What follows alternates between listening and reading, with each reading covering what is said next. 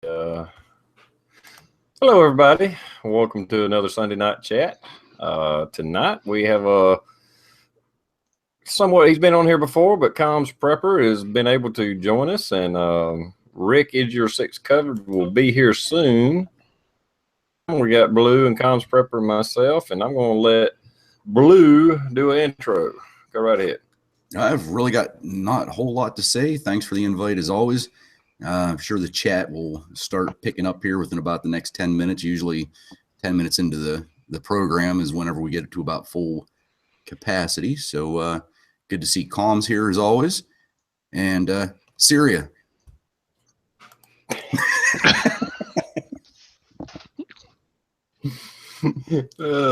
right, Comms, would you like to do an intro? Tell us a little bit about yourself for anybody new out there. All right, I'd first like to say thanks to TR for inviting me. I've been on a business trip for 2 weeks, so I haven't done much on YouTube. Those of you who don't know my channel or haven't followed it, I've got a prepping channel that's focused on emergency communications. No politics or weapons, just communications. So if you're a prepper and you're looking to set up some comms, stop by the Comms Prepper channel. And thanks for having me, TR.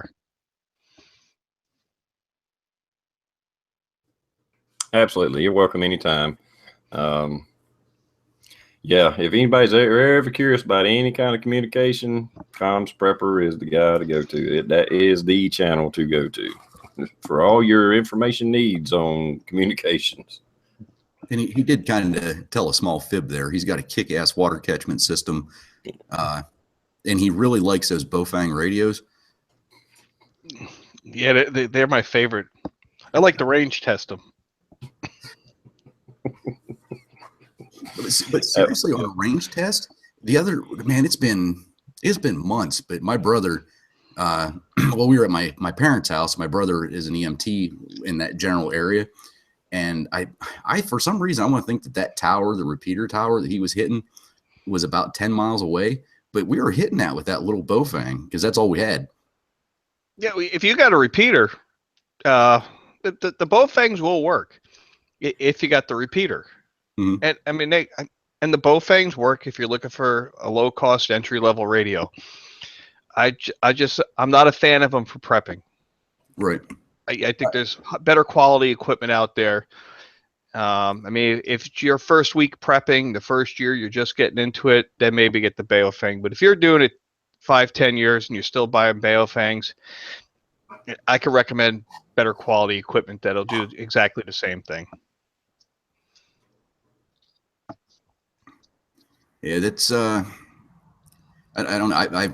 I have it, and like I said, I carry it just in my personal car, and it's usually not for broadcasting. It helped me out one time. I was on my way home. It was nighttime, and I was coming around a curve, and about 2 minutes before that, I heard the fire department getting dispatched for a tree across the roadway, and that they say exactly where it's at. So I would have been busting through at 55, 60, and I probably would have clobbered that son of a bitch. But just having that little bit of heads up, I don't know. That's almost the only reason I carry it in the. Plus, I'm nosy. I mean, they're good receivers. Their durability. I question their durability, and they don't measure up to the specs that they advertise. But they're cheap enough to replace. But if you have a true disaster or crisis and you can't get on Amazon and order another one for $25, if you're going to buy Baofangs, get 3. So you got spares. Well, my first one was a Whooshin or a Watson, whatever the hell you pronounce it.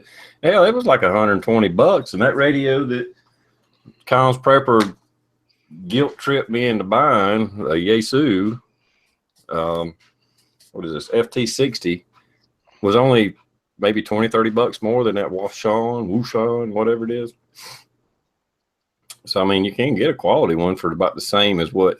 There's some prepper channels that push the Watson radios. The only thing I have to admit I like about those is the dual, like you can have 2 frequencies up at the same time and broadcast on one and hear another one at the same time. You know what I'm saying? You could do that with, that's called split VFO, and most ham radios have a split VFO. Yeah. And Oh, the this more, does too? I'm not sure. It has dual VFOs. I just don't know if you can split them or have dual Okay. watch, Yeah. which means it receives on both. So you'd have to Okay. set it up in the scan. Right. Gotcha. Well, it don't really matter right now anyway, but it is a high quality radio. I do get it. And I think they just discontinued that one, TR. Okay. They came out with a more gooder model. More gooder.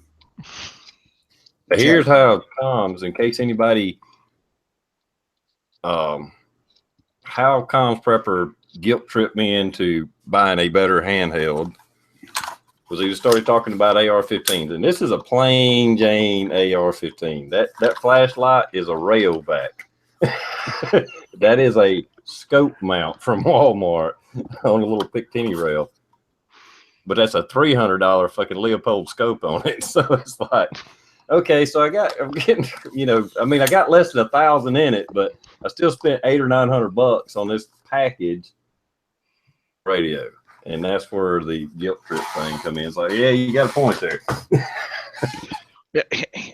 I mean, you can see videos out there. The guy will have the AR and the ACOG or the EOTech and the aim point. So spend some money on this stuff. And then a Baofeng. Really? You might be able to fight them off for a while, but you better hope you don't have to call anybody to come bail your ass out. Do have a question. Well, it makes perfect sense when you put it in perspective. If you have a true disaster or crisis and you can't get on Amazon and order another. Yeah, damn amateurs on here. Howdy. What's up, Rick? You want to do an intro right quick? Yeah. Hi, everyone. Pretty damn quick. Comms. Keep it shorter next time, damn it. Yes. There's I'm a using all question your. out in the chat room for comms from Gimp Geek. Speaking of comms, are these base police scanners any good at all anymore? Don't most police switch up the digital that those scanners can't pick up? I have a scanner. More and more public safety networks are moving to the digital format and adding encryption. I mean, in the past, a lot of them avoided encryption because it would change the quality of not the quality of the voice, but the voice recognition. It would sound like computer generated with the old versions of encryption. So a lot of public safety entities just didn't like that. But with the advent of the digital systems, adding encryption had no impact. So more and more public safety entities are moving towards encryption for protection of Privacy Act protected information. So, I mean, each day there's fewer stations you're going to pick up.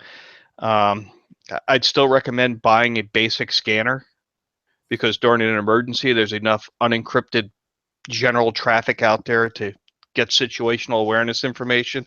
But if you're looking to monitor PD or ambulance or fire, more and more agencies are throwing the encryption on there because it doesn't cost any more and it's not any more complicated.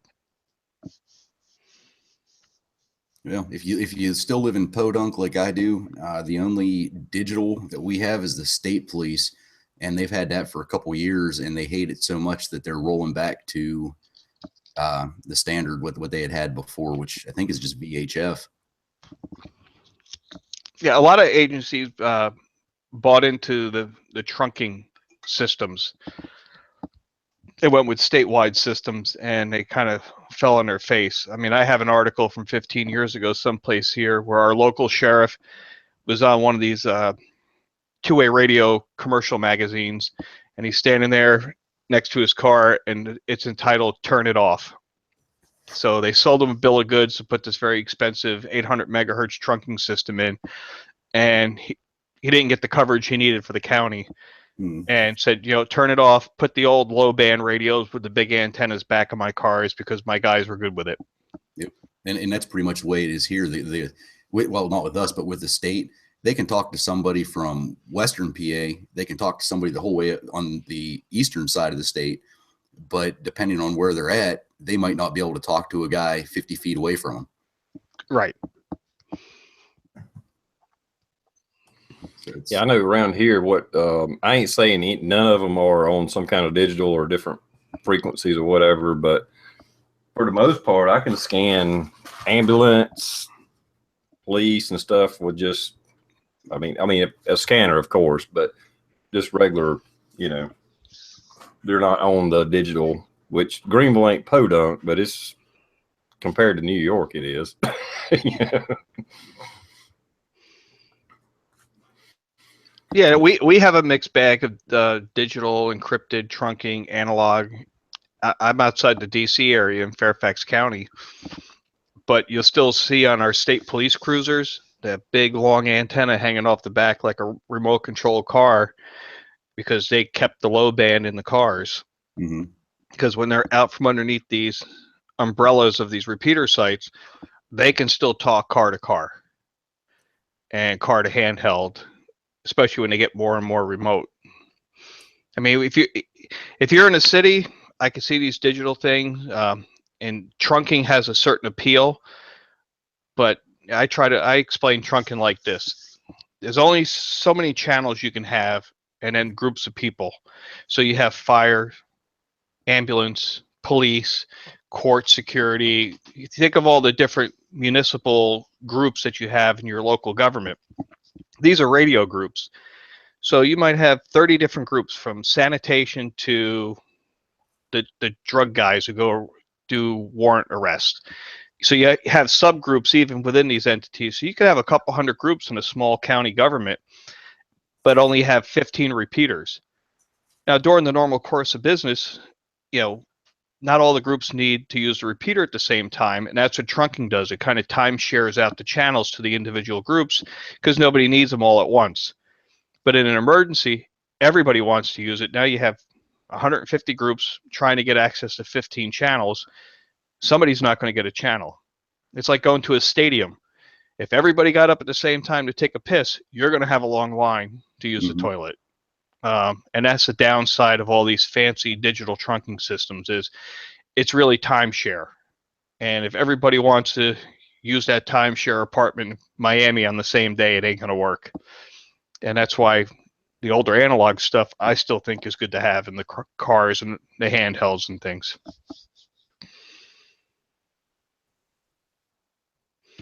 Was that clear as mud? At least. There goes Rick. he just tuned in to say something and the alarm goes off. His radio's working. Yep, he's out. Yeah. Well, Blue, since we're talking about radios, is the only radio you have, is it just a handheld for police duty? No, we have mobiles and handhelds. The area that we work, our repeaters are so far spread out and it's pretty hilly. So if you're in certain areas and you're out of the car, you can't get out with a portable. So how big's the antenna on your car, Blue? Maybe it's like a 2-footer. It's real small and skinny. But about 18 inches. Yeah, I'd say. Okay, you're VHF. Yeah, we're VHF. Yep. And then, yeah, because some of the cars they still have the old 8-footers. That's low band. That's 40 meg, 25 to 40 meg. That's the low band stuff. And that works great in hilly areas. Mm-hmm. But you don't have repeaters for those. It's just channel 1, 2, 3, and no, we all have the same radios. It's just some of the guys that run like the Crown Vics and that some of our lower to the ground cars, they have they got to be at least 8 foot, might be a bit much, maybe 4 foot. Yeah, that's a low band antenna. Do they have 2 radios in those cars? Nope. You got the same radio you got. Yep. All right. I just think it's the same. I think it's the same antenna. It's just longer, so it gets up. All right. Mounted on the trunk or on the side of the car? No, the one's mounted right on the damn top, like dead center of the. Okay. That's 5/8. All right. That's a 5/8 width VHF antenna. They're probably all mixed matched and all I fucked mean, up. if you see the Probably police, right. if you see the police cars with the antennas mounted on the back quarter panel on the side with the ball, it goes up 4 or 5 feet. That's a low band antenna, or what they call low band.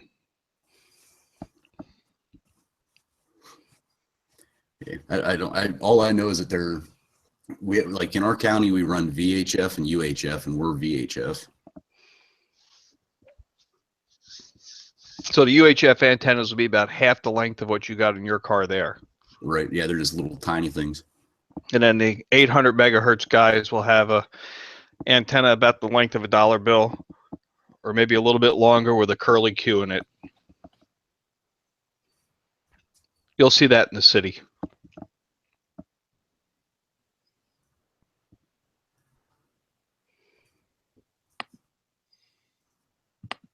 So are you back now there, Rick? I am back. Maybe. I don't know. You guys are cool. You're all frozen.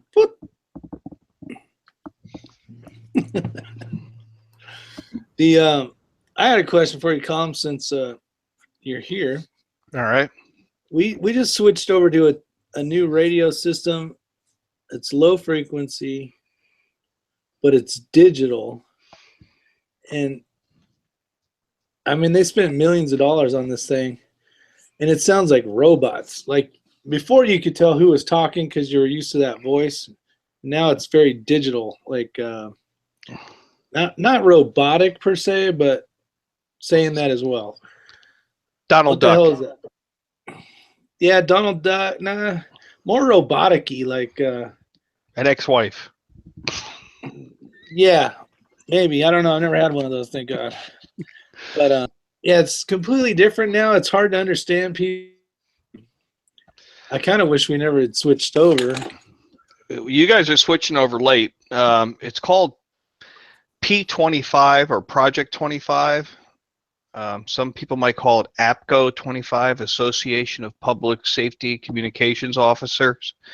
So it's a open source digital format that they've been pushing because they narrow banded all the frequencies. Yeah. But you're going to have that twangy digital, kind of like a square wave sound to it, where you lose that voice recognition a little bit.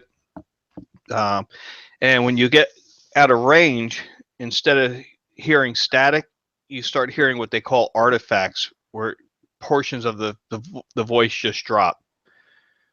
So it'll sound like it's scrambled instead of actually hearing static when you get on the fringe. You'll be communicating or hearing somebody. In the old days, it would just get scratchy. Yeah. And now when you get towards the fringe with these digital systems, it'll start to sound scrambled and chunks will be missing. Kind of like a DirecTV signal when it's raining out. Yeah, exactly. Or the wind's blowing. And they actually programmed that in there when they first came out with these digital formats. You either had communications or it ended. And people were getting confused thinking the system was broken. So they went back in and they programmed it to generate what they call these artifacts. So you can get at least an indication in your ear that's you were getting close to the end. But that's why you don't hear static anymore, because it's not, the radio discards the static because it's not a digital format. So if it doesn't match what it's looking for, it just throws it aside. It doesn't send it to the speaker. Okay. Yeah, everybody's trying to get used to trying to figure out what the hell everybody's saying on those things. Right. And now in the old days, you had a handheld. So you get the guys on there who like to joke around, burp and fart and play music on the radio and kind of cut up on the weekends or whatever. Yeah. Now with the digital system, they know everybody who's hitting that push to talk. It's all logged. Yeah. So, there's no acting up anymore. Because I don't know if you got handhelds. Do you have a display in your handheld? Yeah, it'll tell the radio number. It'll give you the radio ID number. Yeah. Yeah. So now you can't even have fun anymore.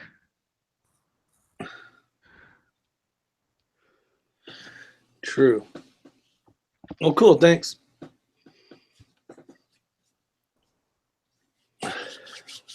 TR wants to talk about Syria. Oh dear God. That's an inside joke, by the way. The guy out there in the audience, Pat Bastard 762, he's the one that gave me the Bakelite mags for my AK. Thank you, sir. And they do work. They work with a Pops Quest loader as well. I tested them on the loader. I don't know if you ever seen that, but the Quick'em loader upper.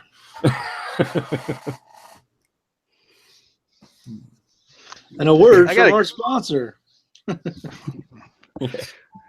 I'm thinking about. Oh, why don't we talk about sponsors? A shout out to Live for a While. Gave me a holster while I was there.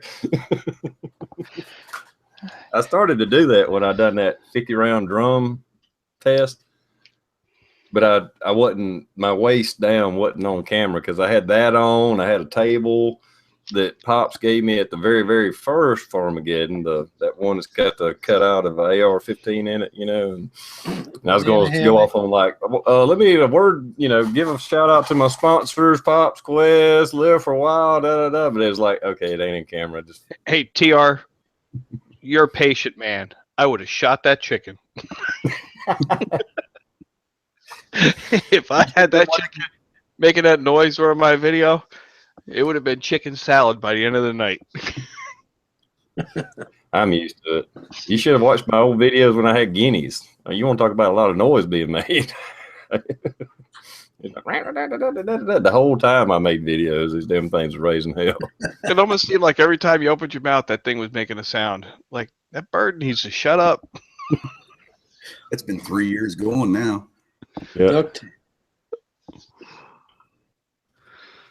And that's the rooster, right? Yeah. Yeah, I think he just wants to be on camera. I mean, some days I go out there and he don't make a noise, and then other days it's like as soon as I'm about to say something, I had to stop. And that's been going on for years. It's just kind of a running joke, you know.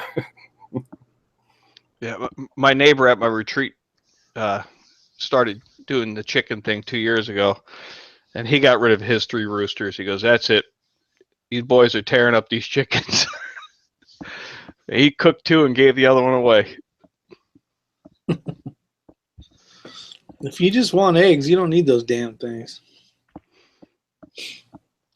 But you got to have a rooster. See, it's the whole prepping thing. You got to have a rooster if you want them to reproduce. The chickens will lay eggs. Yeah, you can have hens and they'll lay eggs, but they ain't going to make babies. So you got to have the rooster to fertilize the eggs. So, you know, in a shit hit the fan situation, I can reproduce, you know.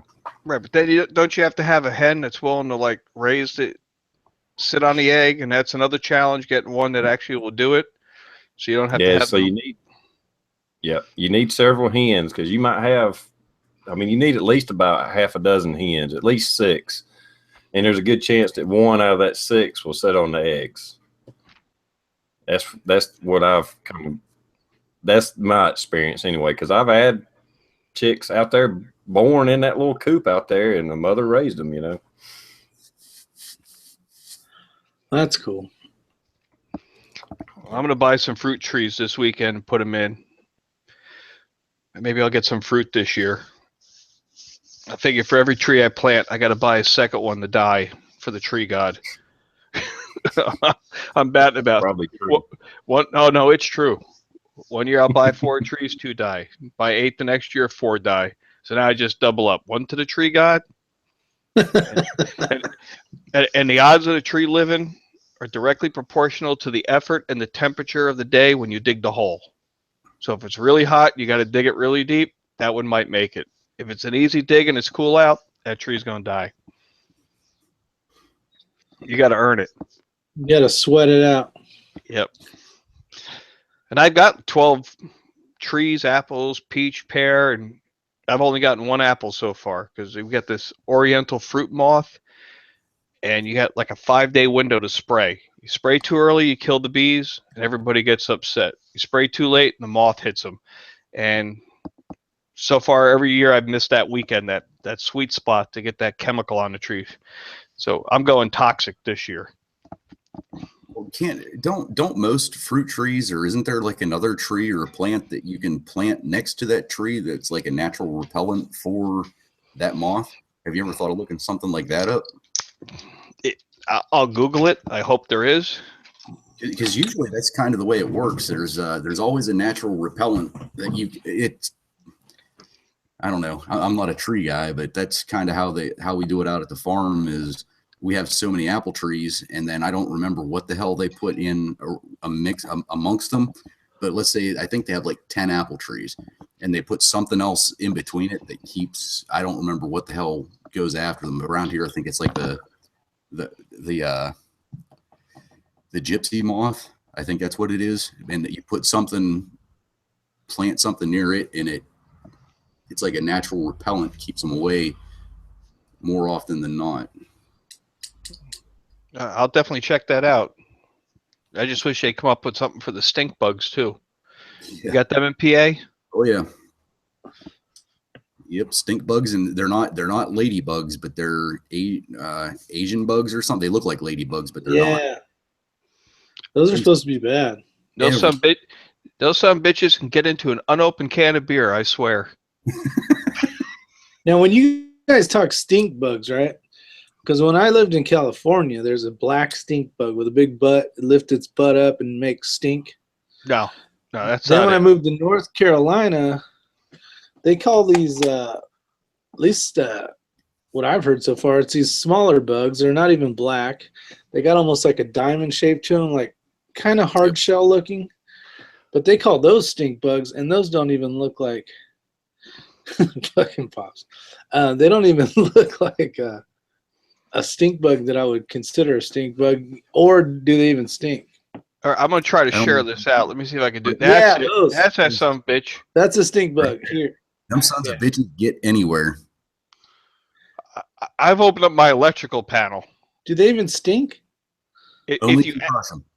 If you agitate them, vacuum them, poke them, piss them off, they stink, and it's something awful. And if they get in the fingertips of your gloves and you don't know it, all of a sudden you'll be like, what's that goddamn smell?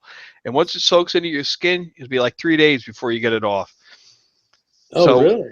What I do is I take 2-liter bottles of soda, cut the top third of the bottle off, and then turn that top over and put it back down in the bottle like a funnel, tape up the top. They're stupid. I mean, they'll be crawling up the wall. You touch them with that bottle, they let go, they fall down the funnel, and they'll do 360s in that bottle for a month until they die. If you don't agitate them, they don't stink. My wife will get out to the retreat location, boom, she'll bust out the vacuum cleaner, and you can't be in the house.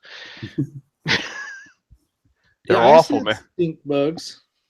I've opened up my computer out there. I'm like, how the hell does 200 of these things get in the computer? I mean, they get into everything. Mm-hmm. So we don't keep any cereal boxes out anymore in the cabinets. Everything goes in the fridge because they get into everything. Yeah, it's probably a good idea for your retreat for sure, no doubt. We got them, but we don't. I don't think we got them that bad. We may have those Asian little ladybug looking. They could be ladybugs. They may be the other one. I don't know, but I know we got them at the plant pretty bad. Or silos for the plastic. We got some. We got 3 30-footers and 2 65-footers, and they're painted white. And something about that white attracts them, and they'll just be covered in freaking ladybugs or Asian beetles or whatever the hell they are. I don't know. They look like ladybugs, but so we have to really where the vent is for them and all that. We have to put screen wire and shit over them because they'll get the material if we don't. Yeah, just think what's happening at the Cheerios factory. Oh, God. Thank God I don't eat Cheerios. Somebody out in the chat room said something about ants getting into your house. For 3 years now, for 3 years straight, I've gotten this borax, and I've put a line around the foundation of my house. And then, like where my porch is, I go out around the edge of my porch. I have not had an ant in my house for 3 years. And it's just soap. That's all it is. And then I usually do it twice. Like I'll do it. It's supposed to rain here within the next couple of days. So I'll wait till it's done raining, and I'll go put not a whole lot, just a line the whole way around, not real thick. And then about a month after that, I'll put another line down. and your yard gets a little soapy in that area once it rains, but it keeps I call them piss ants. They're real freaking small and they go after sugar or any type of little nugget that's laying around. But that's worked for me for 3 years, and it's, you know, I got a dog and everything. So yep, borax soap. That's the kind we used to have in California right there. Oh, okay. Around here, that's a stink bug.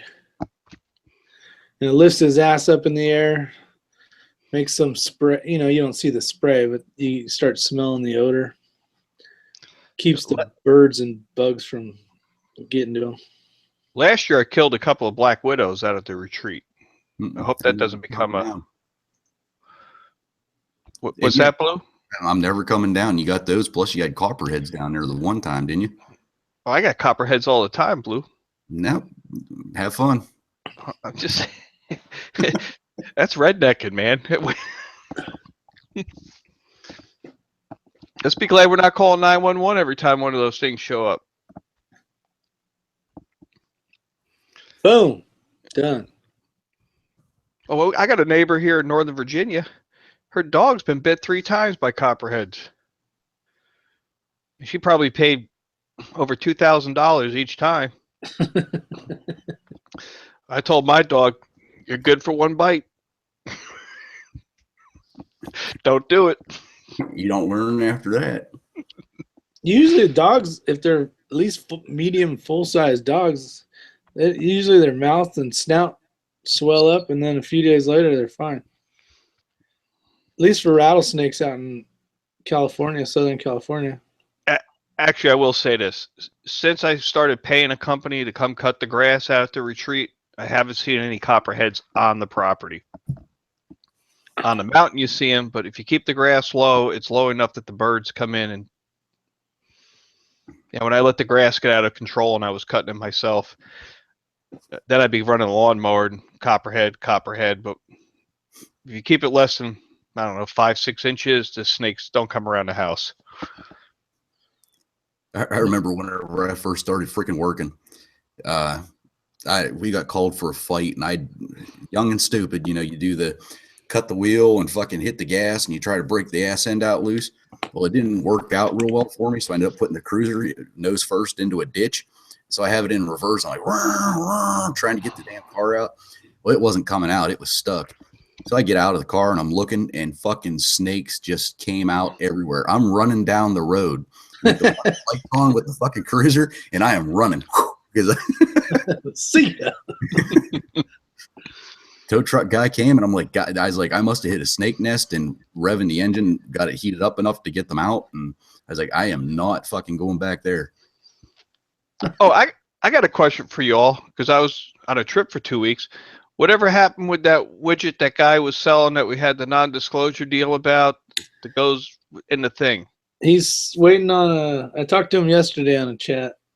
He basically reordered some pieces, like mold things, and they're going to send him 25 just to double confirm, and then I guess he's going to do the big order. So we're still bound by non-disclosure? Yeah. It's still the thing. It's the Chingus, yeah. All right. God. Pops is on a roll tonight. He's been drinking that. Because a lawyer can outshoot Blue, don't mean cops can't shoot. I could not hit that fucking tree for nothing. I didn't hit it once. Did not hit that thing once. And it was like 10 feet away. You should get Pops on here so we can make fun of his pistol course. You guys saw his new video out there. He did awesome. The one that he edited down so he's like at 30 seconds or something. Yeah. Now, every time you load a mag and you rack it back, he double checks it every time. That's the only part I kept cracking up about. Every time he'd get up to a stage, he'd rack the slide, and then he'd be all, I'm not sure if there's one in there. And he'd double check.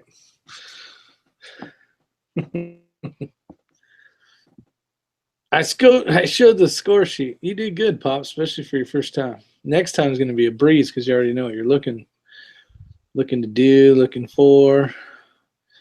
Won't be all pumped up and amped up and scared. Well, I've watched a few of the videos. Looked like a cool weekend. For Farmageddon, Yeah, that was a blast. I had to do a trip. I got out of it for 2 years, but boss finally said I had to go. That's a good problem to have. Yeah, I'm not complaining. I don't like road trips anymore.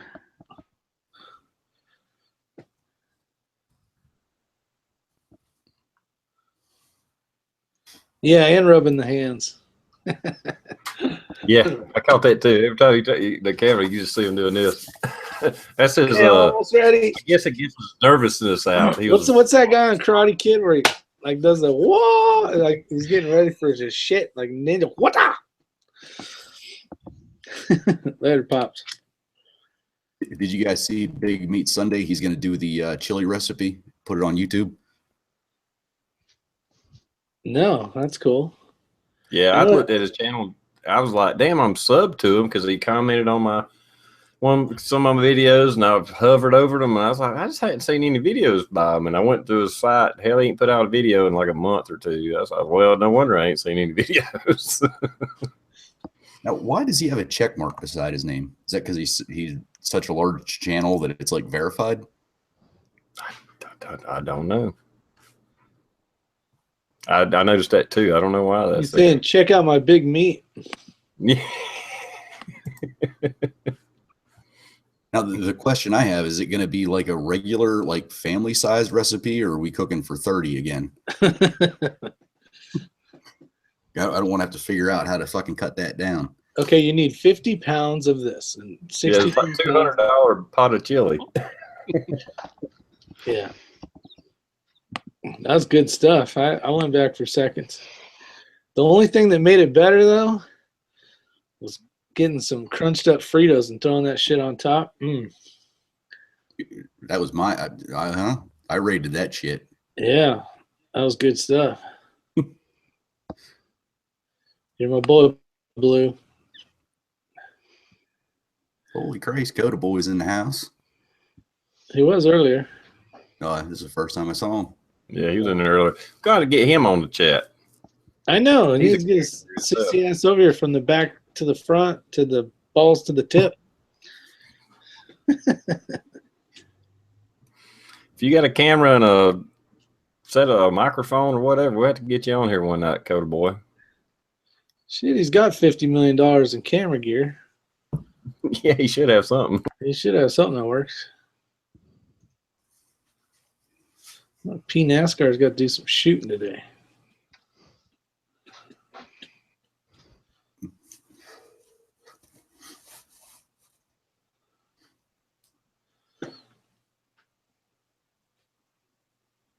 Yeah, it was a lot of fun. Rob said he's probably going to do a fall Mageddon, so we'll see. I don't know. There's nothing written in stone about that. Hell, nothing else. We need to get together and just go down there one weekend, Rick. Yeah. I have a feeling old Pops is going to be buying barrels and all sorts of shit. He already said in his comments on that video that he's already evidently ordered a CZ or a couple of CZs. I did hear that.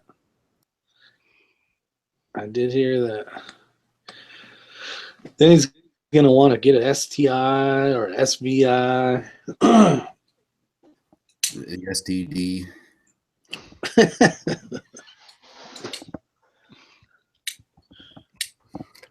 I can say with 100%, even that CZ clone I got, I can't say that the CZ is more accurate, but I can shoot it more accurate. I can at least say that. I'm going to try not to down the Glock too much, but I definitely can shoot my CZ way better than I can that Glock. The Glock's good. It keeps a good pattern. It's great for self-defense, but you trying to dial that in, I don't know if it's the trigger, if it's me, if it's the angle of the grip, what it is. I can't dial that group in You know what I mean? Not rapid fire anyway. Yeah, you forgot it though, right? Was that the one you forgot? Yeah, I forgot it. It That might be ammo that, shot. it might be that weak trigger finger you got there, TR. Yeah, that's what it is. It was funny watching you do this. You just see yourself slowing down, and then there was the pause, and then you could tell you went to your middle finger. Oh, I haven't Hey, that seen takes the some picture. skill to damn unload a gun with your damn middle finger. I had to shift. That's why I had a funny grip on the gun. You know, you see my support hand was down here because I knew. I was like, I know I'm going to have to go for this middle finger. I can't pull that trigger 50 times real fast. I mean, I got close, but I was slowing down, and I was like, oh, shit, okay, switch.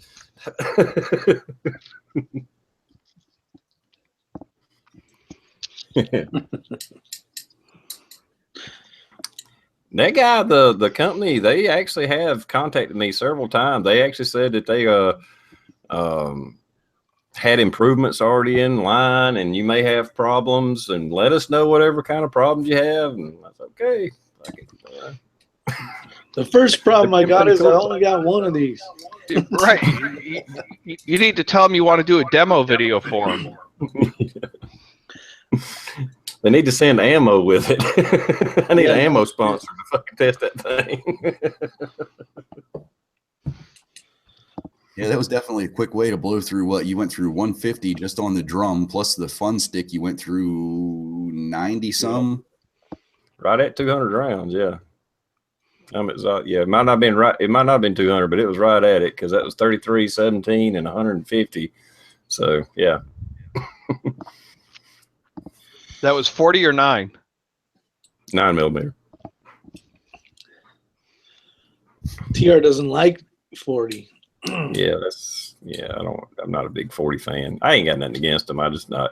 That's just one more. If I invested into another 40, that would be like, okay, now I got to get freaking brass and bullets and a mold and dies to load it. I was like, no, I'm good. 9mm, 45. Just kind of keep it simple. Oh, I'll order you the 40 mold. Well, actually, my buddy's got 40 caliber, but he don't have a 40 either. He's just got a 10mm. But All right, here's a question for you, TR, because you got a lot of different guns and magazines.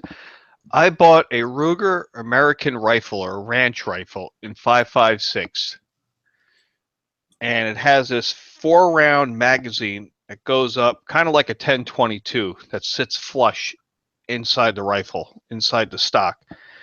Does anybody make an aftermarket extended magazine for that gun? absolutely, yeah, you can get 30-round mags for that. Flush. Where? Rifle inside the. Dang I it, was Rick. typing. Yeah, if it's a Ruger Ranch rifle, which is what do they call it, the Mini 14 or something like that, yeah, you can get. No. Look This for is mags that say. No, this is a bolt action Ruger American Rifle Ranch. Oh, okay. Nah, I don't know about that then. I hadn't looked into that, so I don't know. I wonder if the Mini 14 mags would work in it though.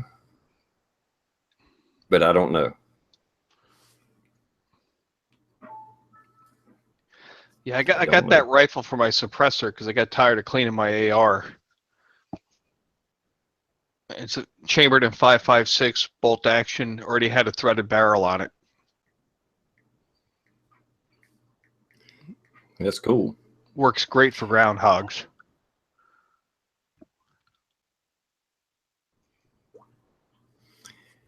Yeah, I guess you just have to do a search on it. I don't know. I mean, I'll look into it myself just for curiosity, so I'll know. But yeah, I don't know. I don't. Well, the only bolt action guns I have are Mausers. So I got 2 8mm Mausers and one 6.5 by 55. So that's my only bolt action guns I have.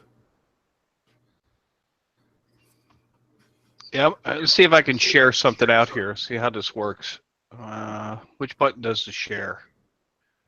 All right, share screen one. I'm going to share and pull it up. Can you see that? Is that showing up? Yes, it is. Yeah, that's the magazine. And even the replacement magazine is expensive as shit. And that's the rifle. Did that show up? Yep. Yeah, it may be. They may have their own proprietary mag that's the only one you get. I don't know. I really don't.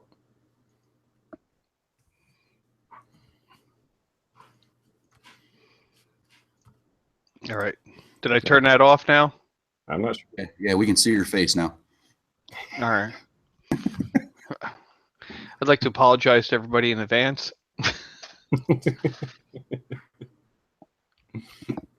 Looking a little green there.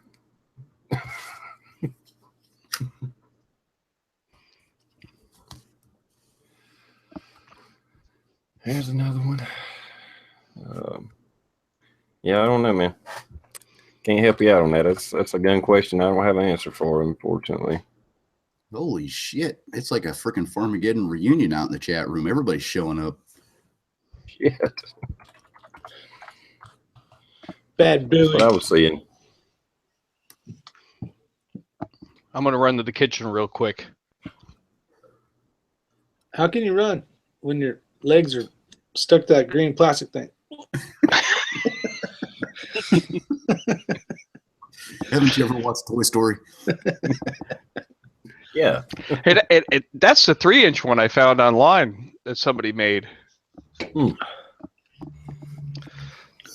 I needed an avatar. My daughter picked that one out for me. She goes, "Why don't you be that little radio army man guy?" It works. Perfect. Even though I wasn't in the army, I was in the Air Force. I should paint him blue. Let him gain 40 pounds. Show him in a chair.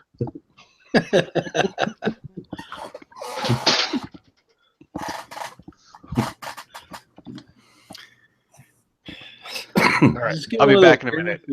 All right. Damn, yeah, it's a Farmageddon reunion out there. I know. It looks like Coda Boy's trying to figure out this live stream thing. Did you send him a link?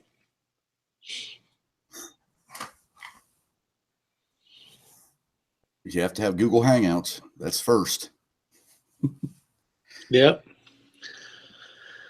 Spend the next 20 minutes figuring that crap out.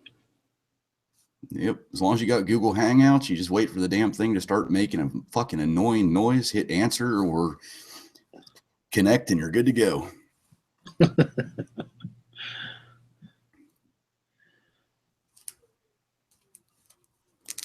It used to be a lot more complicated than it is now. You had to download apps and all kind of crap. This will be the next thing that Google takes away from us. Let's hope not. They kind of are pushing us to go to the where you got to use third-party software, which you see a lot of people do. How you can tell is if they got, like, before the show starts, they got all kind of shit, show, like previewing, hey, the chat's coming up, and they're doing all kind of crazy stuff. That's third party. I mean, if it's not just this format where you see just people jumping back and forth in and out, it's that live now button that you can hit. I do not know Bad Billy. There's been a lot of talk about, he's asking exactly, does anybody know exactly how Google is deciding what gun related channel and what isn't? And it's not just gun channels. It's across the board. You could have a cooking channel across the board that they're cutting channels out. Right now, I've checked mine. Mine are still got ads on them and stuff. But I might be tomorrow. They might hit me. I don't know. But it's not just gun channels. It's across the board. So now, is it going to be the complete channel, or is it going to be like if you do a prepping video about food storage, they'll let that video go and they'll monetize that, but in your next video you go out and you shoot your AR, so they're going to be like, yeah, well, fuck you, you don't get anything for this one. You know what? I've seen conflicting reports on that. I've heard both ways. I've heard it's just some videos. I've heard it's all videos. So I don't know. I mean, I think right now, and from what I understand, and I actually, C-Max did a video on this, and I said something in the comments about, I bet they're just kind of taking a pause, and they're probably working on some software to kind of match up advertisers with the content that, you know, kind of correlates with them. And he said that he commented back that there was a news story on ABC that's exactly what they're doing, that they're backing off, coming up with software to kind of match you with the content that you have. Mm-hmm. Yeah, so there's a pause right now. So everybody don't need to freak out about it. Just give it a minute. We all know YouTube changes all the time. Mm-hmm. Change, you know. Yeah, because I mean, how much money does the NRA sink into YouTube on gun channels? I don't know how many times I'll click on a video. Let's just say it's Coda Boy or, you know, somebody that is pretty much strictly guns. 9 times out of 10, I'm going to get an NRA ad prior to the video starting. I mean, I don't understand. I don't understand what the big deal is. I mean, if the advertisement is not out there funding wise, I can see them limiting, you know, like say I throw a gun video up, they're not going to want to sponsor my video because I'm nobody. But if you have somebody that's a huge channel that's built it on gun reviews, they're going to give that person the advertising, which I understand that. That's kind of the way it should work if funds are limited. I was watching a video, I don't remember the guy's name, but he doesn't work for YouTube, but he has a channel and it's strictly about YouTube. And it wasn't like that. Like even the possibility of gaming videos where, you know, it's like shoot 'em up, bang, bang, violence. You know, a lot of stuff was political. I think it's going to hurt the news channels more than it's going to hurt the gun channels. For the fact is that the way the verbiage was on there, it said, what did it say? It didn't say terrorism, but it basically said like political items and so on and so forth. I wish I could remember what the guy said exactly, but he was actually stating that this is going to hurt the news people, you know, the people that report news or whatever kind of news you want to call it, like say Alex Jones or whatever, right? Or any of those other like people that clip news portions and then put it into their video, you know, somehow. But like I just saw something about the vet ranch. It's more about like gruesome, you know, maybe the shows dog blood and all that kind of crap. They're going to get rid of that kind of stuff. There wasn't anything really about guns per se on there. On the YouTube verbiage, it didn't say anything about guns. And supposedly there was some like flat out. I don't know. I didn't see what they were talking about. This is just stories I've heard, like hate speech or, yeah, you know, I mean, like there was actually people like promoting ISIS and shit like that, and advertisers found out that their ads were running on these freaking ISIS videos, you know, before they got took down, you know, that it got caught that, you know, this was an ISIS promoting video or something, and there was a freaking ad on it, you know, for whatever, a Swiffer or some shit, you know, and they're like, what the hell, we pulling our money back, you know. And that's what happened. Advertisers started pulling the money back and was bitching to YouTube, and YouTube said, oh shit, we got to fix this. And this is just my being optimistic. This is just what I've heard and what makes sense. So I'm not worried about it. I don't make enough YouTube money on it any damn way. It don't bother me none, but I mean, it is nice to get a little bit of supplemental money back, you know. That's what I pay for the giveaways I do when I do giveaways. I mean, I just kind of consider that giving it back, you know. Do you monetize all your videos, TR? Yeah. It's just like that 50 round drum mag that, you know, I mean, I spent $50 in ammo. I'm pretty sure I'm going to make at least 50 cents off of it. If you're lucky, I mean, Over time, it'll take a while. Just get yourself in on what is it? Live for Wild is doing the 9mm giveaway or the 9mm ammo, like 500 rounds. There you go. Yeah, I only Yeah, I got in on it. I only monetize some of my videos. I monetize them all, just about. There's only a few that's not.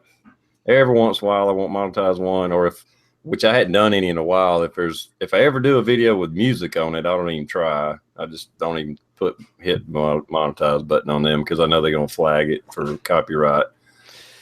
Yeah, As long as they leave it up and leave the the audio up, I don't care.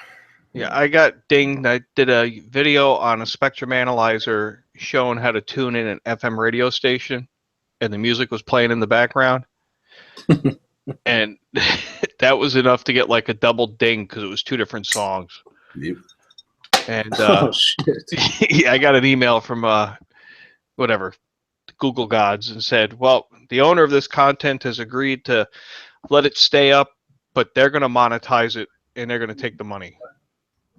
I was like, "All right, yeah, fine." Yeah, But that's I thought that was cheesy. I mean, you can clearly look at the video and see that my intent here was not to, profit from this crappy song on some obscure station. And they probably wouldn't get the money anyways. Yeah, okay. You want that 40 cent? Go ahead, take it. Have you guys ever had videos where they flag it and say this video is not available in certain countries or it's banned in certain countries? It's like, who the fuck cares? It's not. I don't understand that. Yeah, I've gotten a few that's like, oh, this audio will not play in Germany. And I'm like, I don't give a shit. Okay, whatever. Good. I don't want them to see it anyways. I bet you'll play in Syria. Syria. Syria. You got any milk for my Syria? I'm just gonna keep throwing that in there. I'll be right back. You just don't understand how many political channels I got on Facebook that I'm friends with or whatever. And this is like, I was scrolling through Facebook and I'm like, oh my God, half of them are for it, half of them are against it. I hadn't even put in my 2 cents, or I kind of did one thing. And I'm just like, I'm staying out of this argument. I'm just staying the hell out. I'm not getting into it. Yeah, I don't have Facebook. My wife and kids do that. I'm like, I don't get this. Every time I click on something that goes to Facebook, I can't see it because I don't have an account. I'm like, you know what? Forget it. And I see people getting in trouble at work all the time because of this Facebook stuff.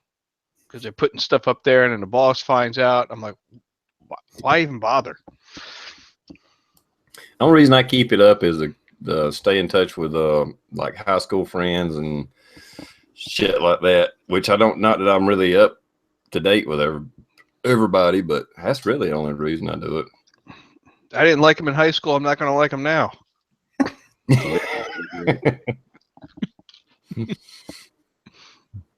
I mean, it is what it is. Sometimes I do a lot on it and sometimes I don't.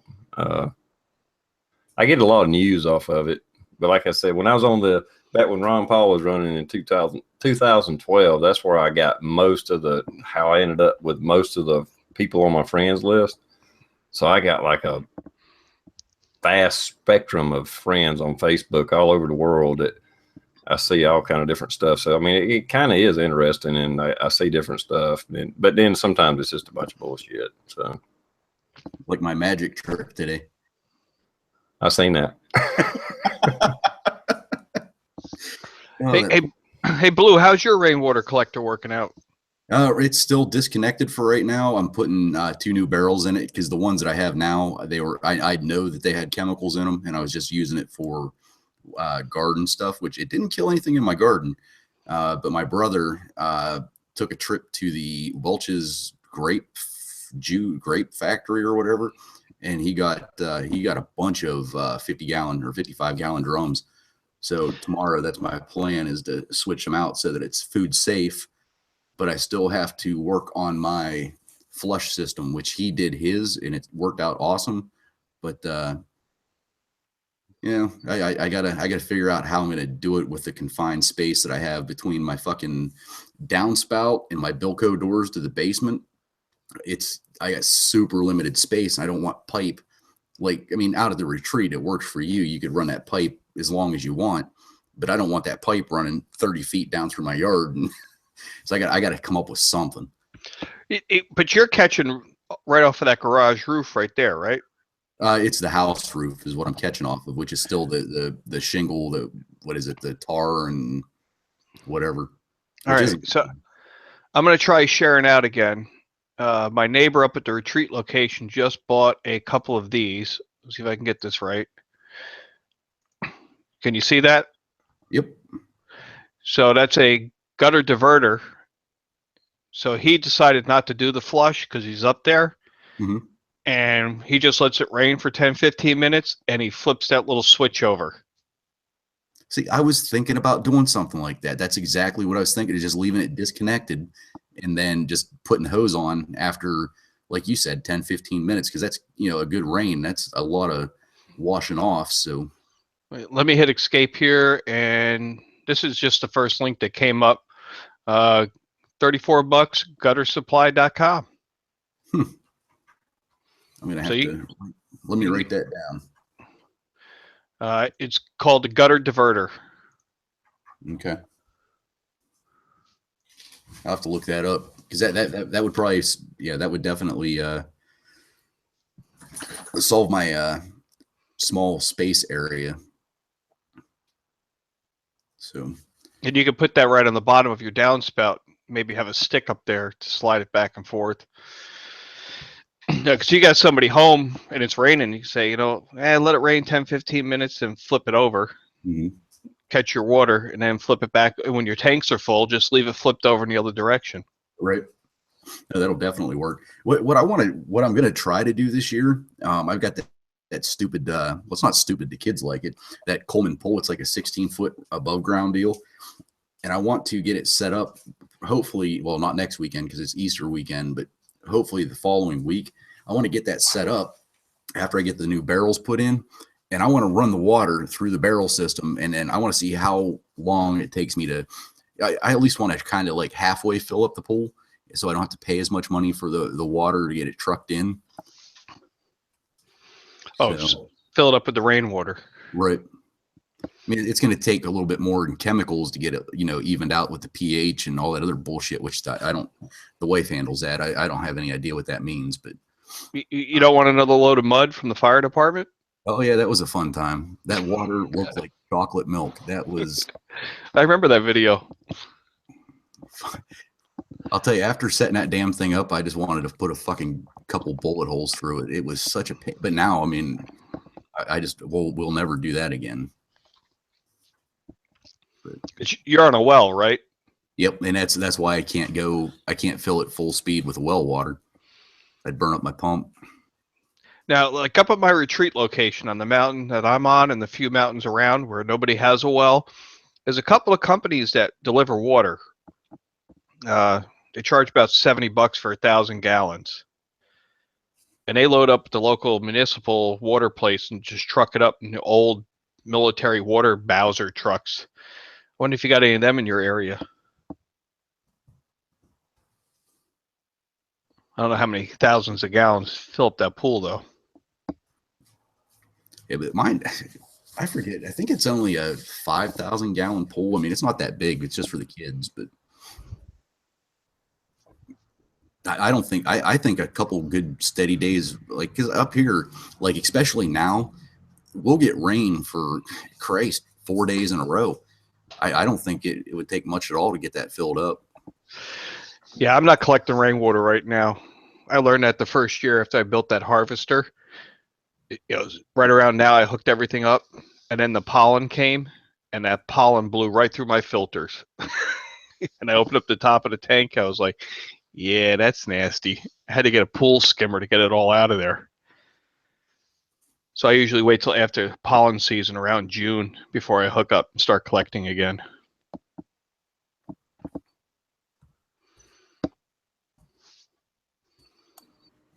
Damn, that's tough. Yeah, I wouldn't thought pollen would go through it, but I guess it would. Well, if it clogged the filter up and if it goes, does it go into a bypass if the filter gets stopped up? I just have a stainless steel screen mesh filter. So, I got you. so it's enough to block the critters and their legs and antennas and eyeballs. Anything smaller than a bug's eyeball will go through the filter into the tank. Yeah. So I have a pretty aggressive first flush to rinse that surface off to get rid of it. And still, I'll go up there on the weekends and that filter was just packed with bugs to clean off.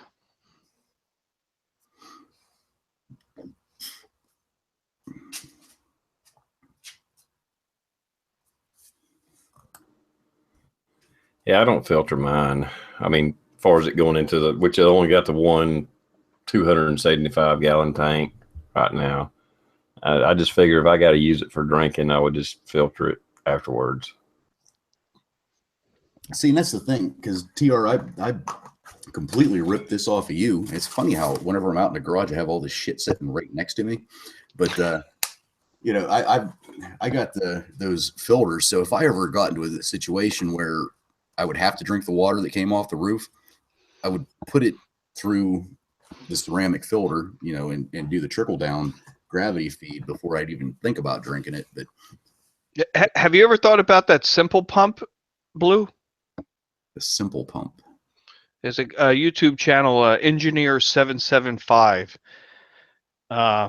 He was like one of the original guys in Doomsday Prepper. He started a business called Practical Preppers. He's got a bunch of videos. It's a hand pump that goes on a wellhead. It runs in tandem with your lines going down in your well. Yes, I've been thinking, because just like your primer pump or whatever they're called, right?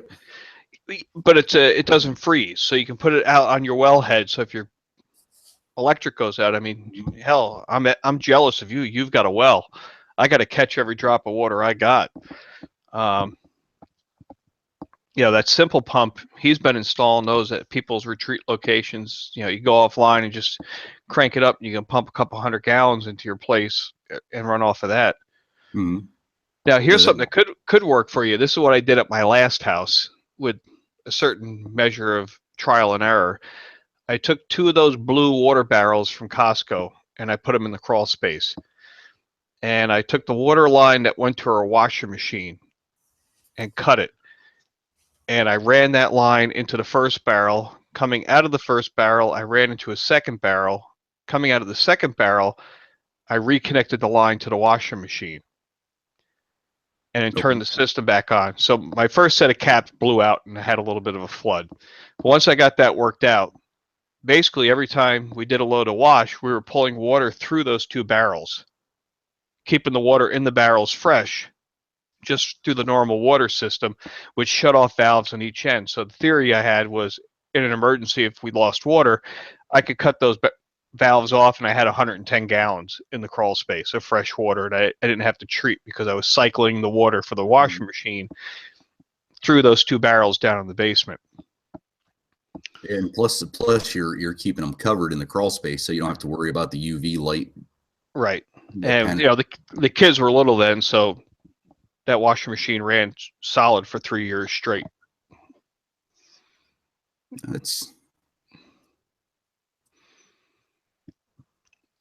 So, I mean, that's something you might be able to do if you got space where you can run a water line to something that runs frequently in your house.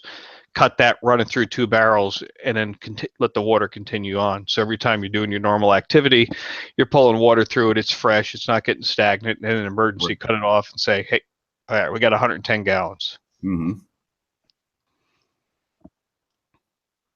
And that's the one bad part is just with me, because right now we're in a fucking ranch style house with a family of 5, so it's tight.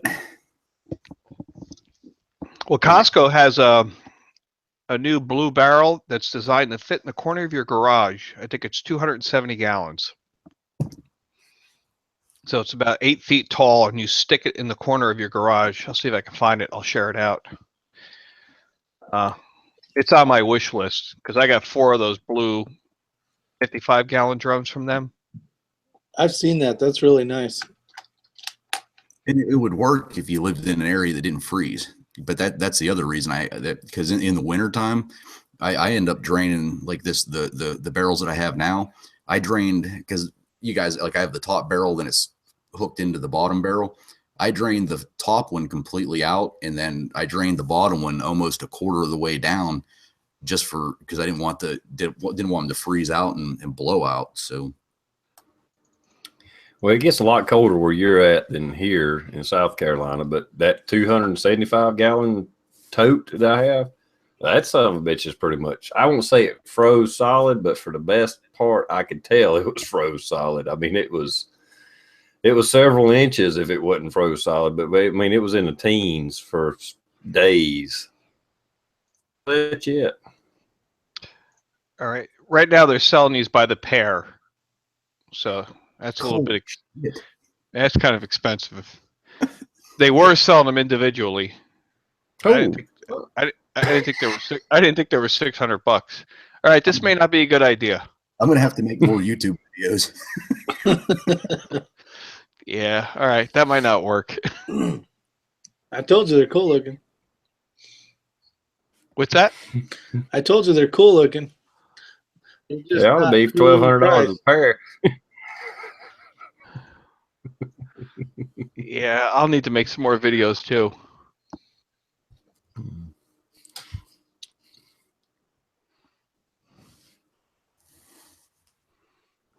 And my cisterns are cement. They're modified septic tanks. When the guy, Good way to go. Go ahead. There's a company in town that makes them. So when you go down there and say, I want a cistern tank, they use the septic tank mold. They just leave some of the plugs out for the baffle when they pour the cement and the holes in the walls. You know, they just fill it with styrofoam plugs and pour it. So they have the same shape and size as a septic tank, but they're water tanks.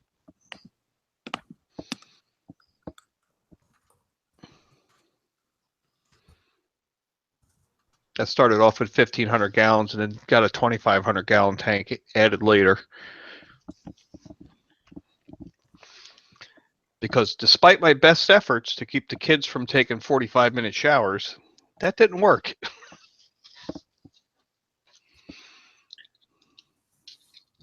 My brother, he put a video up on the system that he did within the last couple days, and he basically did almost like what you did with a flush system, but the roof that he has calls for a 30-gallon flush or like a 32-gallon flush. So what he did was basically the same concept that you did, but he diverted the water into a 30-gallon barrel and then put a stopper in it that would float up the thing and then stop it and then divert it over with the drip on it. And it looks tight. I hope it works. He didn't glue anything together. He wanted to make sure it worked before he actually glued it together. And I'm waiting to see that next video come up to see if it, but after he fills up his rain barrel, he diverts it into the basement of his house because he has enough room. And I don't know how many barrels he has down there, but he's got quite a few. And you know, they use it to, you know, fill toilets, you know, water plants, and I don't know what else he does with it, but he's probably got 300 gallons, which isn't bad. I made a lot of mistakes with mine. I used rough cut lumber that's poplar, so in a couple of years I'm going to have to replace those posts. And I thought I was being very creative when I made the front of it low so I could clean the gutters easily. And my neighbor that helped me put it together, when it was all done, plumbed up, we're ready to go, he walked up to it and he goes, perfect, urinal height. It's like, God, like, you son of a bitch. Damn it. And it is. The gutter's right perfect at urinal height. Let me see. I'll try. I pulled up a picture here for people on the chat if they haven't seen it. We'll do a share again. All right, there it is. Can you guys see it? Yep. Yeah, so the gutter here is right at like 2.5 feet. Oh, yeah, it's perfect piss height. Exactly. And I had to add those snow blocks because the first year all the gutters got pulled off. And if you look under there, you see the extra pieces of pipe. That was my first attempt at plumbing up the first tank, and the glue didn't hold. Yep, made some mistakes there. I would have liked to have seen. Now I'd want this to be like 5 feet high. So then you can only piss in it in the morning. Exactly. And you can't be older than 30. Exactly. Now, whenever you go up there, do you ever just, I don't know, once a month maybe just throw some test strips down to see what your water content is, or did you not do that? I ordered water testing kits off of Amazon a couple years ago, and you could do all the tests yourself with the exception of the bacteria test. You mail that off. And I pulled water out of both tanks, tested both of them, mailed the kits off, and the water's good. Okay. I can drink it. It came high with chlorine, but that's that chlorine pool puck I'm throwing in there. Which I've been told I shouldn't use that because there's another chemical in pool chlorine that could cause cancer. But we're not drinking this water. I'm just, flushing toilets, doing laundry, showers. So I guess during an emergency, if we had to switch to drinking it, I would just not put the chlorine pool puck in and just throw bleach in. So probably this weekend when I get up there, I'll put a half a gallon of bleach in each tank because I do that once a year to kind of shock it. Mm-hmm. And then I flush some Rid-X down in the septic tank. I'll start washing all the parts to put it back together. But once the pollen season passes, then I'll plumb it all up and start collecting it. But I don't do a whole lot of maintenance because I put that extra valve in the back for the neighbors and had the guy bulldoze that little road in the back. I got 2 neighbors up in the top part of the mountain because that collector sits above my place. So it's not on the road that I use. It's on the road above me. My neighbors maintain that thing because they're up there all the time. So they're pulling water off it when I'm not there. So they get more out of it than I do. And I'll get a text message. Yeah, cleaned up your filters today. I got 100 gallons out of it. All right, knock yourself out. As long as they're taking water out of it, I know they're not peeing in it. Right. Very good point. It is good to have. Even after they took water, they wouldn't pee in it because they know they're going to be back next week to get some more water out of it. Now, the reality is, even if they peed in the gutter, unless the first flush is completely full and the ball is floated up, it wouldn't get into anything. It would just go down into the flush and go out of the end. Yeah, they'd have to piss in it during the rainstorm. You should try that liquid oxygen out, Combs. Then your water doesn't taste like bleach. What do you mean by liquid oxygen? What's that? It's basically it comes in a little bottle about this big. You can get it on Amazon, and it's basically like bleach without the taste of bleach. Because we don't use it here, but actually I learned it through Nut and Fancies where I saw it first. But we have 55-gallon containers at the station, and we use a couple tablespoons of bleach and all that stuff. But in the end of the day, it still tastes like bleach. So you need some type of flavored, not Kool-Aid, but like a flavored something to get so you don't taste the bleach, basically. All right. Or you just deal with the bleach. But this liquid oxygen, it's called, and someone probably will know more in the external there, but you just do a certain amount of drops per a certain amount of gallons, and it does the same stuff, but you don't have that taste. It still tastes like water. So how much of that would I need for 2,500 gallons? You would need 2,500 times the amount for 1 gallon. Fuck, I don't know. 2,500 times the cost of the first bottle. No, I don't think it's I'll check it out. It's too expensive. I don't know. Just take a look at it and see. It could be $1,000 a bottle for all I know. But I got to come up with something because what is happening is that chlorine pool puck, and I got that idea from another YouTube channel called Marker Buoy or Buoy Boy or some guy up in Canada. It's eating up the stainless steel filter. So each year I have to buy a new filter. So by September or October, I got all these pinholes in my filter where that chlorine is eaten through the stainless steel, which tells me it's probably not really stainless steel. So that's a good reminder. I got to go ahead and order a new filter for this year. So I'd like to come up with another solution other than that chlorine puck. Yeah, I don't know. You might could look into, well, I don't know. I think they make those pucks for different uses. Like I got a hot tub, hadn't been in service in a while, but seems like there's different ones for hot tub than there are pools. Instead of chlorine, it's bromine. Yeah, I don't know, but if you could drink it after that or whatever, I have not looked into that, but you know, there might be different ones you can use that's not as strong. I don't know. Well, I did learn this. Bleach will not kill mosquitoes. Because when I put my 2,500 gallon tank in brand new, I called up one of those water delivery guys. I said, all right, top me off, because I built that collector over the tank.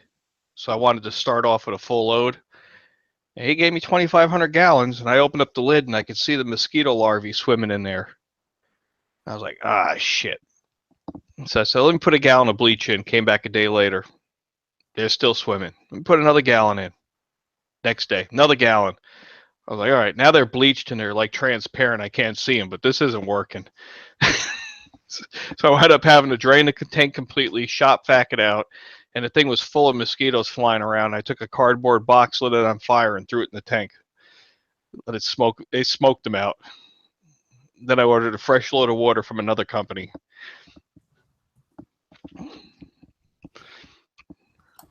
Yeah, you would think bleach would kill them, but I guess not.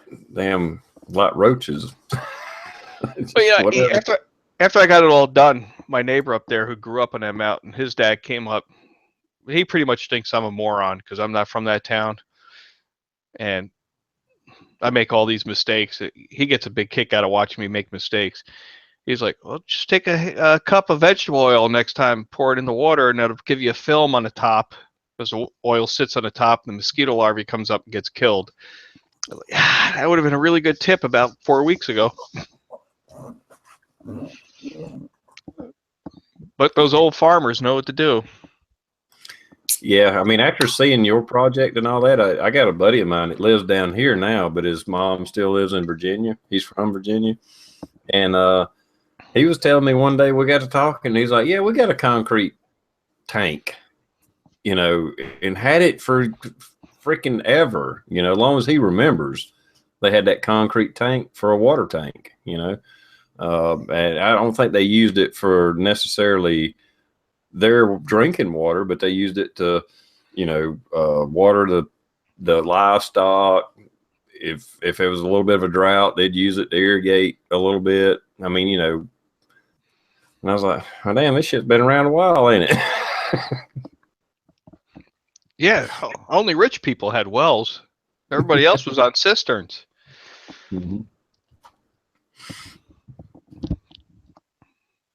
Jay Greg, What part of Virginia he was from? So, What's that, Blue? I was telling Jay Greg what I'm typing in the side chat. Don't try it. There's so many people on cisterns where I'm at in West Virginia that the city has actually set up bulk water accounts and a station where guys come in with those totes that you guys have with the metal frame around it and their pickup trucks. If you see a truck out in that county in West Virginia, there's a tote in it.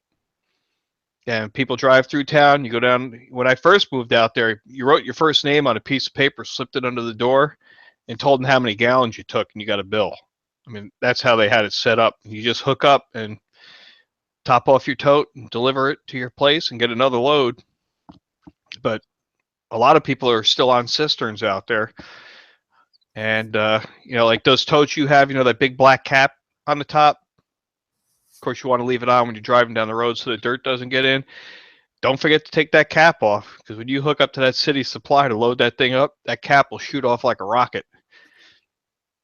from the air pressure. So a lot of people drill holes in the top of that cap to let the air get out. Because you ask for 300 gallons, they're going to give it to you in about 30 seconds.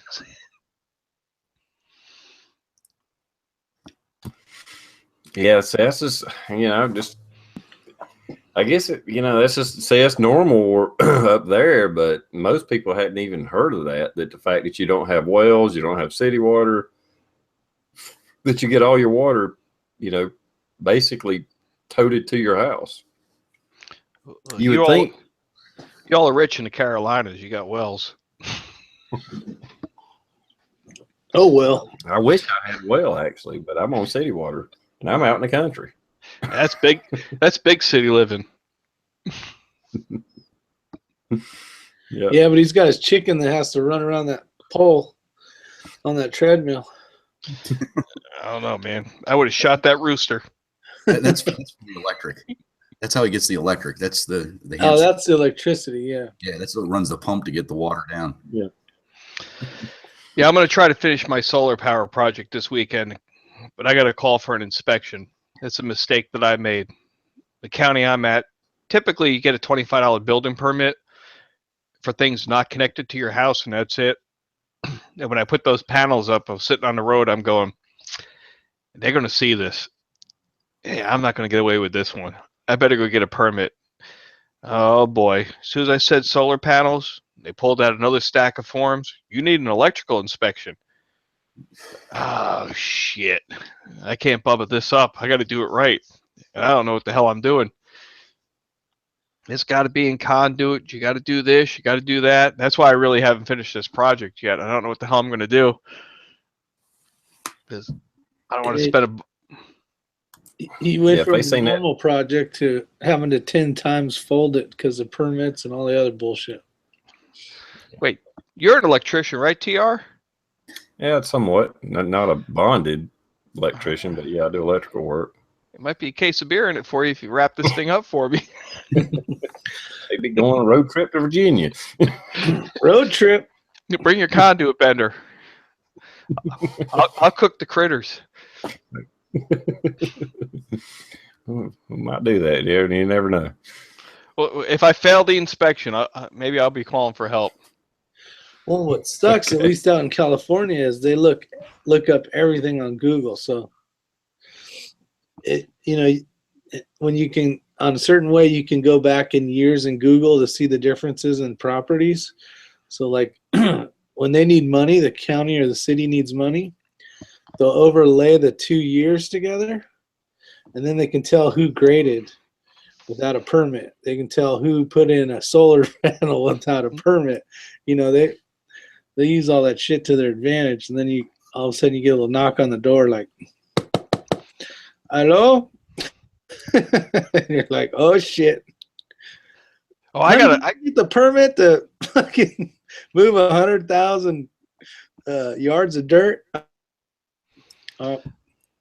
When I first built that place, I got the building permit. Back then, it was $75 for a house, no inspections. You buy your permit, that's it. Do what you want. And I had the permit. We built the place, and I got stationed overseas for 2 years. It didn't pay anybody to take care of the lawn or the grass. And in 2 years, it turned into a jungle. When I pulled up, I couldn't even see the place anymore. So I said, you know what? It's going to be cheaper. A couple $100 to the guy with the bulldozer, and I had him scrape the top 6 inches off of everything. Just bulldoze it all out. Start it over. Put new grass seed down. Well, the county came by, and I got this letter saying I was in violation of something, $500 a day fine for building an unauthorized house, because they saw the fresh dirt and they thought the house was new because you couldn't see it behind all the growth.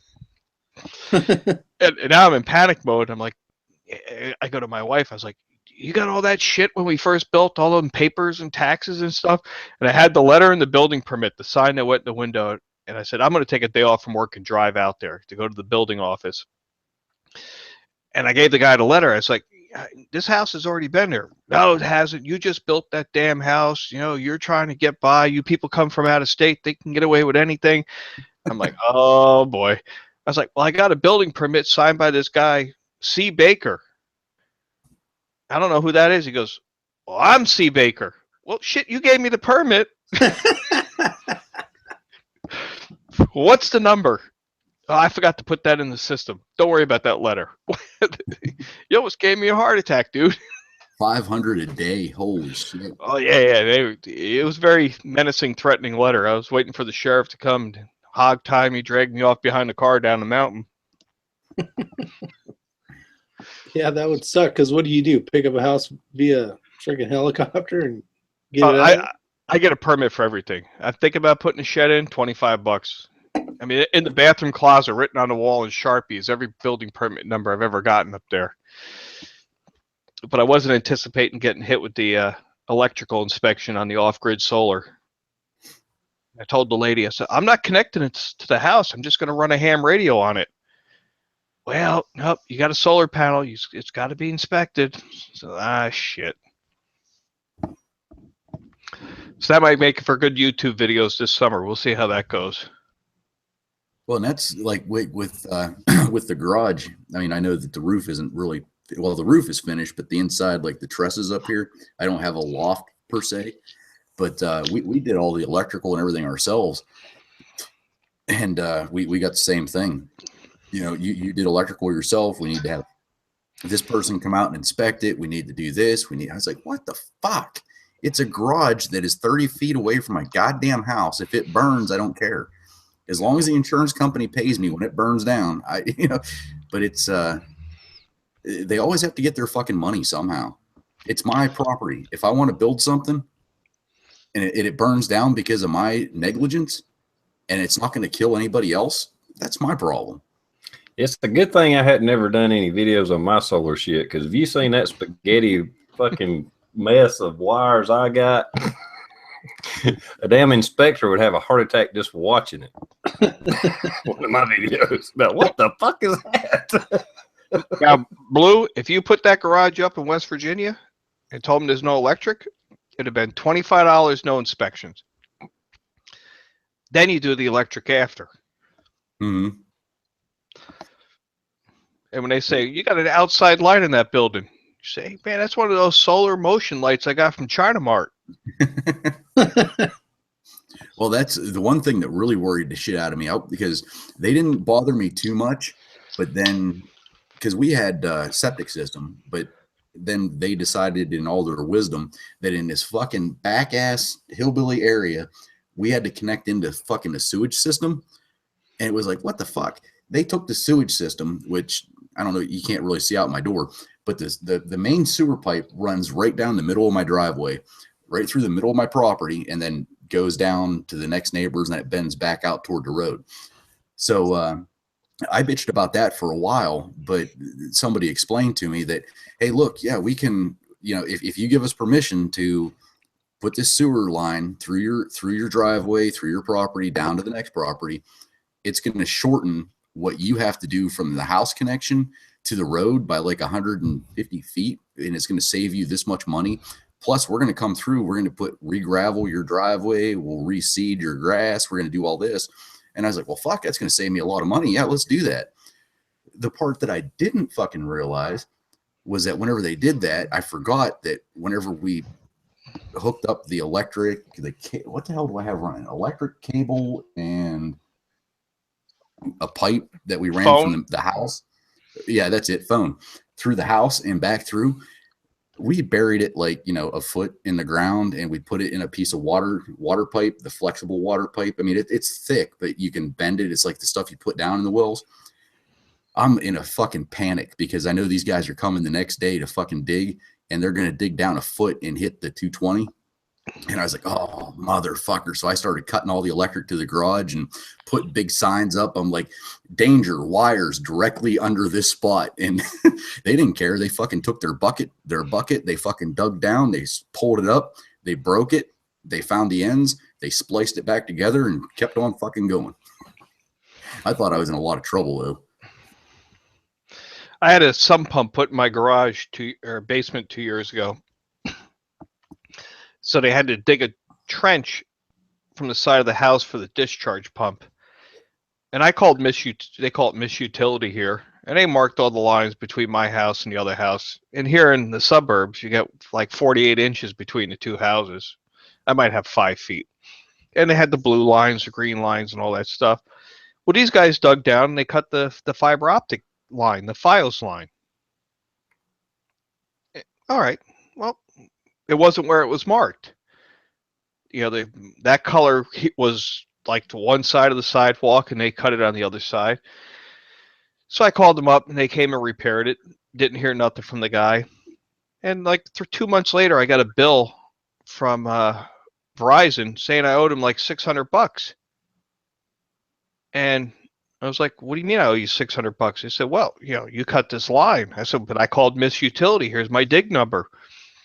I said, "Your line wasn't where the market was." I said, "I'm not going to pay this." And I said, "Well, you have to pay." I was like, "You're wrong." And they came back and they said, "Well, under Virginia law, the markings only have to be within 48 inches to the left or the right." I said, "Well, goddamn, there ain't a lot that big in Northern Virginia. That means the markings mean nothing." She goes, "Well, that's the law. You got to pay." She goes, "Well, we'll work this out. You only have to pay half." I said, "You know what? I'll pay the check." I said, "But hey, why I got you on the phone? I want to cancel my Fios service." "Well, why would you want to do that?" "Well, shit. Let me think about it. You just screwed me out of $300, and I'm going to stay a loyal customer." "Yeah, I don't think so." Yeah, process the payment on the dig, and then cancel my account, and then cancel all 4 of the cell phones, and see. I'll call my friends too. We'll get these all canceled out. So in the end, they decided not to charge me. Nice. But the lady seems actually shocked that I was going to say I was going to cancel my account after they charged me $300. I mean, I could see if I didn't call the Miss Utility company and broke their line, but I did. I did everything I was supposed to do.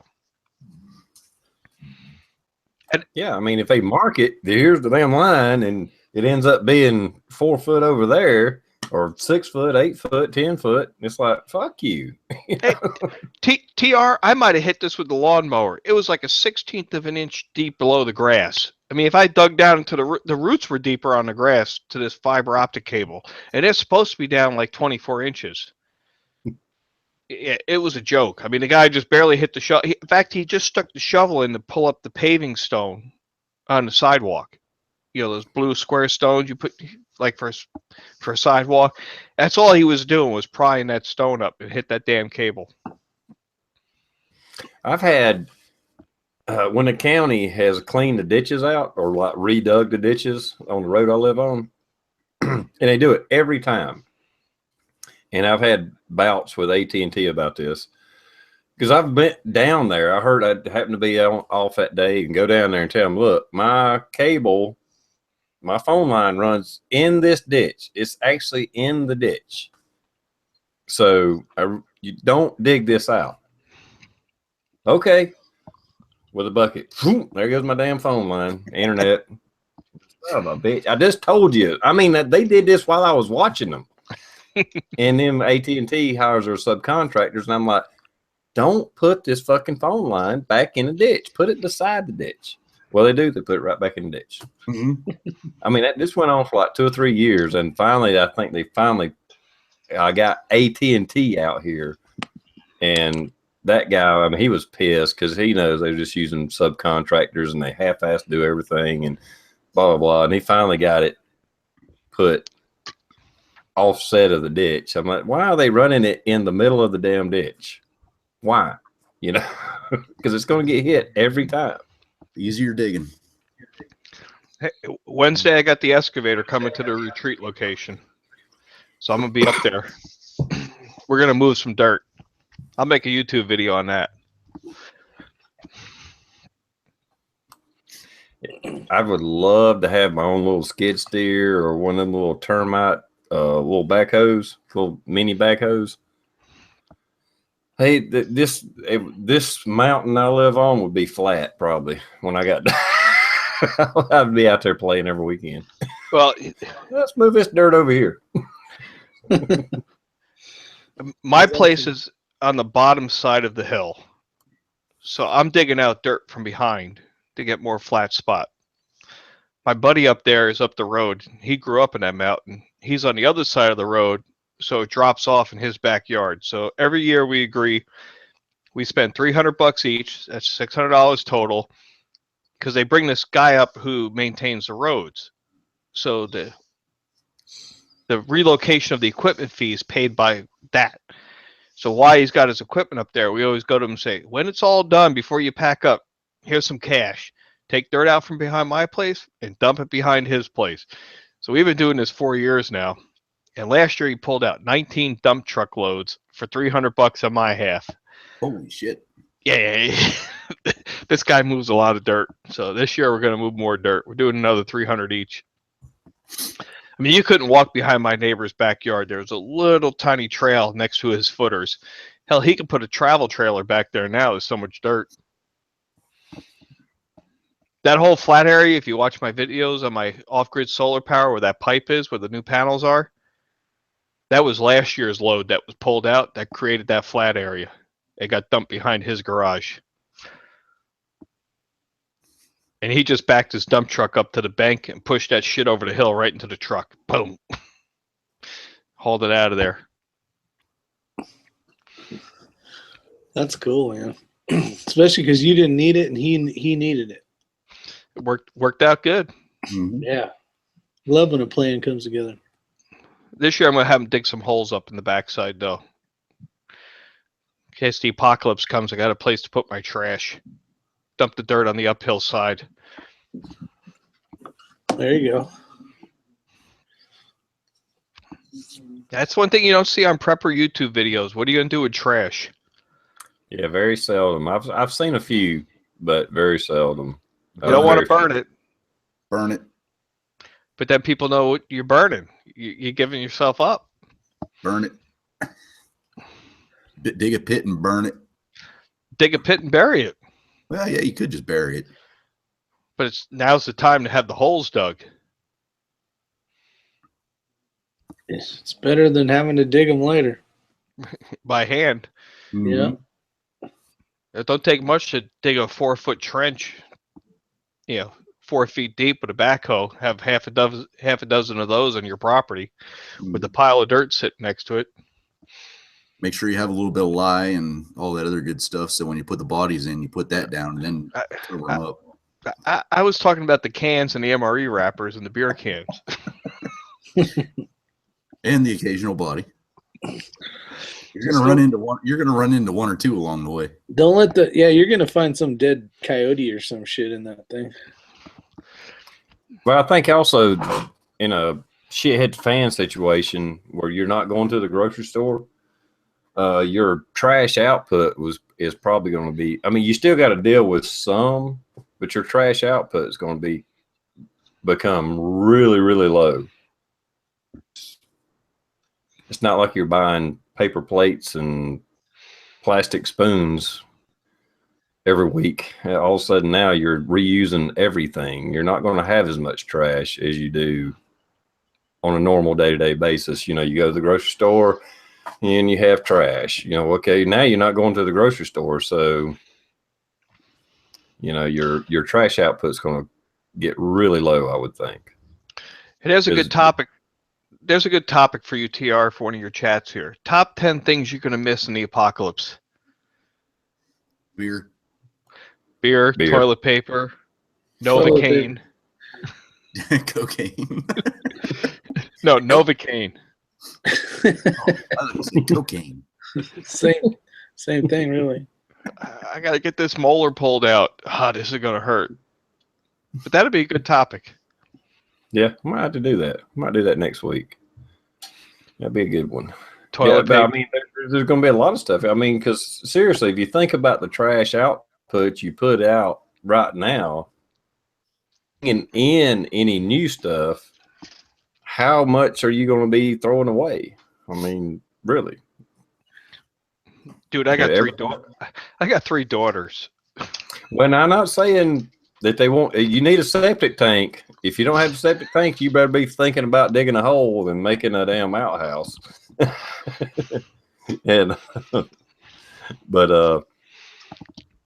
and there are some feminine things going on there that you would have to deal with. But I mean, how much trash we throw away every day? I mean, what is it? It's stuff we're bringing in weekly, and then we're slowly throwing away the waste products of that. If you quit bringing in the products, you're not going to be actually outputting that trash, because you're going to be reusing everything. You're going to be washing dishes and washing your forks and spoons and all that. Me as a single guy, I love paper plates and disposable silverware or plasticware, whatever you want to call it. I mean, I put out a lot of trash because it's like, well, I don't need to wash dishes. Hell, it's just me. I'll use a dish a day. Exactly. Half time you can just wipe it off with a napkin after you're done and put it back on the. I thought about this, and it's been 8 years. I haven't had my septic pumped up out there, but I did have the guy come back and put in a hatch because after the place was built and the dirt was moved, the tank was down 5 feet, and I didn't really remember where it was. So we actually found it and put a little riser on it with a cover. That's smart. So, yeah, probably if not this summer, maybe next summer, I'm going to go ahead and get that pumped. Just throw that yeast in there.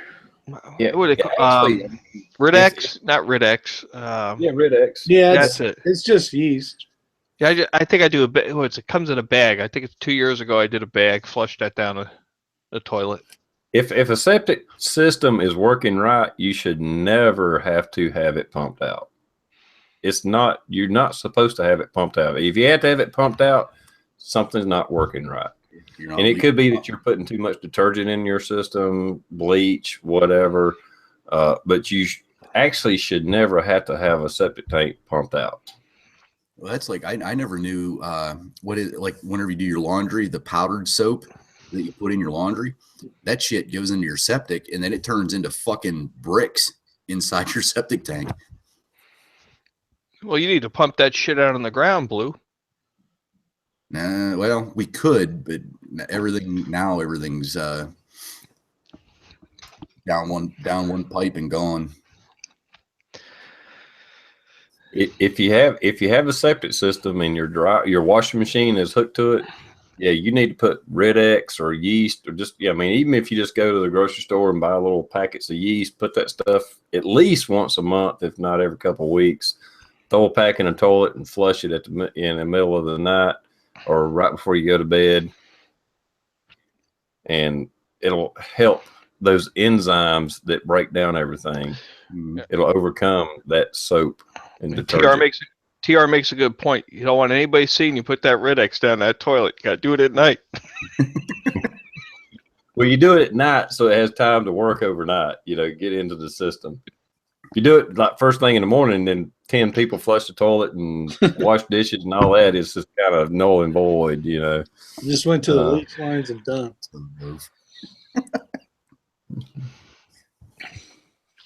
Yes, Kitty, you can use yeast instead of Red-X. I'm not sure which one's cheaper, but when you can go to the grocery store, just get packets of yeast and just throw one of those in a toilet every once in a while if you have a septic system, and it'll help overcome that detergent that comes from your washing machine. Or you just plumb your washing machine and dump that shit on the ground. Yeah, that would be the best solution. Is just that's the gray water, just dig a hole somewhere, throw some gravel in it, run a hose down to that, and let it leach out on its own. Let that gray water there driveway. Driveway. Maybe. Driveway. And that's the way they used to do it. Regulations and blah blah blah. Oh, no, you can't just dump this water out. What's the difference? I mean, I got a septic, or I can just let it run out in the yard. What's the difference? They don't see it that way. There's money involved. See the comments about the wine or beer yeast, not the bread yeast. Bread yeast don't work. I don't know. This is what I heard. I could be wrong. Hell, buy Red-X. I don't know. I just heard yeast too. I didn't know. Or just drink a lot of beer and pee in the septic. Mm-hmm. Yeah. And if that's true, hell, my septic tank should be just perfect. It's fucking clean as a whistle. Yep. beer has a way of derailing all these projects for sure. My solar power project would be a fine example of that. Yeah, I trip over 12 packs left and right. It's a curse. It's a horrible thing.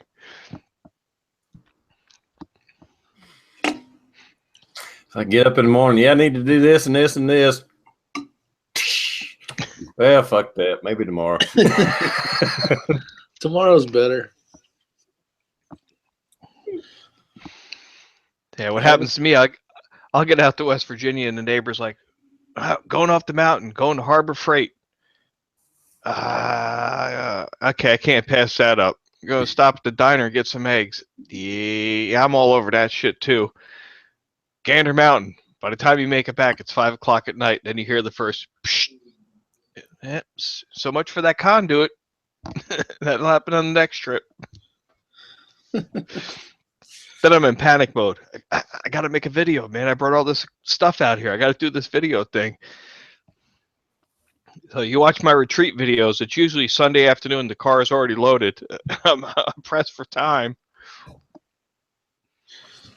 You're like, I need to get a video out. Yeah, you got to have that little bit of fuck it attitude of doing a YouTube video, channel. Just like, yeah, I need to get one out, but then I'll have, like myself, I'll have like a pause of 4 or 5 days. I won't do anything, and then I'll put up one every day for 2 or 3 days, and then it's like a pause.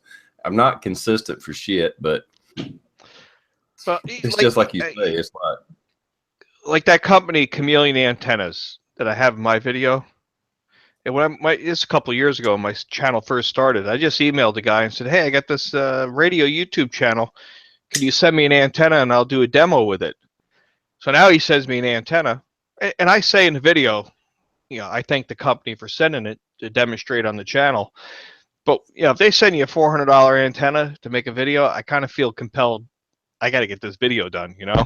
Mm-hmm. So that's those kind of videos. I definitely feel pressured, but not too many companies will send me stuff. But yeah, I ask, but I'll put it in my videos. You know, thanks to Company X for sending this. But I always tell them I won't do a review. I'll just do a demonstration. I'm not going to compare it or comment. You know, I'll just show people how this thing works. Unless it sucks, and then I won't put the video up. And they'll be like, "Where's that video?" Sorry, man, your shit sucks. Well, just mailing their stuff back. Yeah. I've had that happen 4 or 5 times. You know, somebody say, I got this widget. I want you to do a video. And I'll put a couple hours in it. And at the end of it, I'm like, this sucks. I'm like, you know what? I'm just going to send you this thing back. Yeah. So what if you like that's the actually antenna? Do better. you keep the antenna? What's that? So what if you like the antenna? Do you keep it? The antennas that Chameleon Antennas has sent me, I've kept. I still have them. Now, I gave one away to a guy who went to Africa because he didn't have an antenna. And I said, hey, just make a video for this company. So I told the company I was giving it away. But I figure once I make 1 or 2 videos, you know, my ad hoc arrangement's good, that I can give it away. I gave another one to the Boy Scouts. Yeah, that's awesome. You know, it's some stuff I actually have to send back to people. And it is my neighbors. I almost don't. It's a little bit of a dilemma. I hadn't had people send me stuff much. I had the drum. Everybody's saying, you know, the 50-round drum. But I had another company, a Chinese company, send me. I still haven't done it yet. I'm about to do it. I may do it in the next few days. A review on this flashlight. It's just a flashlight, but they sent it to me to do a video on it. And I actually emailed them. I was like, look, I'm going to use it for like at least a month or 2, and then I'll do a video on it. Mm-hmm. And because I don't want to, you know, people just send me free shit, and I say, hey, this thing's the greatest thing in the world, and after 2 weeks, some of it don't work. You know, I mean, I'd rather you just not send me shit. You know, if I buy something and I like it, okay, then I'll do a review on it and say, hey, it's pretty cool here. I bought this. But when they send you stuff, it makes you feel obligated to make the video. and obligated to say good things about it. But if it sucks, I'm like you, I'm just like, no, that's not going to do a video and send that shit back. Right. Dude, your shit sucks. But be careful. Choose your words wisely. Tell them you do a demonstration. You're not going to review it. Yeah. I'll show how the batteries go in, turning it on, going through the features and the function. I know a couple of channel K6UDA, this guy out in California who does radio videos. He'll take these antennas and put them side by side and gets all sorts of negative responses from the companies and the viewers, because now he's comparing it. Mm-hmm. I mean, if you have an interest in a widget, a demonstration is good enough. You can do your own review watching a demonstration without being biased, I guess is the word I'm looking for. Yeah. S.H.T.F, they make soldering irons. They sent me a cordless soldering iron. I did a demonstration on that one. But it works good, and they're a decent brand. But you got to be upfront when you get the stuff in. You got to say, I want to say thanks to X for sending it. Like Midland sent me some radios, and I put in my videos, I want to say thanks to Midland for sending these out to do this demonstration, because I've gotten tons of email requests from Baofeng and Ocean and other Chinese radios. We'll send you all this stuff free. Just use them in your videos. I'm like, no, ain't gonna happen. Ain't a big enough check in the world. No, I've actually I got still in my spam folder right now. Companies wanting to meet like you said, Chinese inverter companies or oh shit! I just got one of those. Yeah, hey, look, here's my phone number. Contact me. We want to come up with a business deal with you, and blah blah blah. And I'm like, I just don't. I really just don't want to do that. I don't mind it to a certain extent. Like I said, I just done that video on the 50-round drum, and hell, it was successful, and that was great and awesome. And now I got a 50-round drum for my fucking Glock, which is impractical as hell, but it's pretty cool to have, But it's like, I just don't want to get into that niche where people are sending me shit, and I have to keep reviewing and talk good about their crap or their stuff, and it may be good stuff. It's just like, no, I'm just doing what I want to do. I mean, I didn't do the solar shit and buy the inverters and the brand I bought. I did it because that's what I could afford. That's what I could do. And I was experimenting. It's not because somebody sent me some crap to try out. I don't know. I got to ask companies to send me stuff. And I ask all the time because I'm doing technology videos. People want to see new shit. Now I buy a lot. Like I just did a video on this temperature control switch. I bought that off of Amazon. But I'll reach out to other people and say, hey, you want to send me one of your widgets? I'll demo it. As long as you say up front, they sent me this. Because people just want to see new things. I remember I did a couple videos on packet radio. But I went out to Cantronics and said, hey, I want to make videos on your show and packet. So they sent me a modem. But I said up front, hey, thanks to Cantronics, they sent me one of these things. I'm going to show you how to do packet radio. Here's how you do the program, and here's how you do the setup. Or people wouldn't come back to my channel. At least I don't think, because, there's only so many rainwater collection videos I can make. Yep, it's raining again. Listen real close. You can hear the water hit the tank.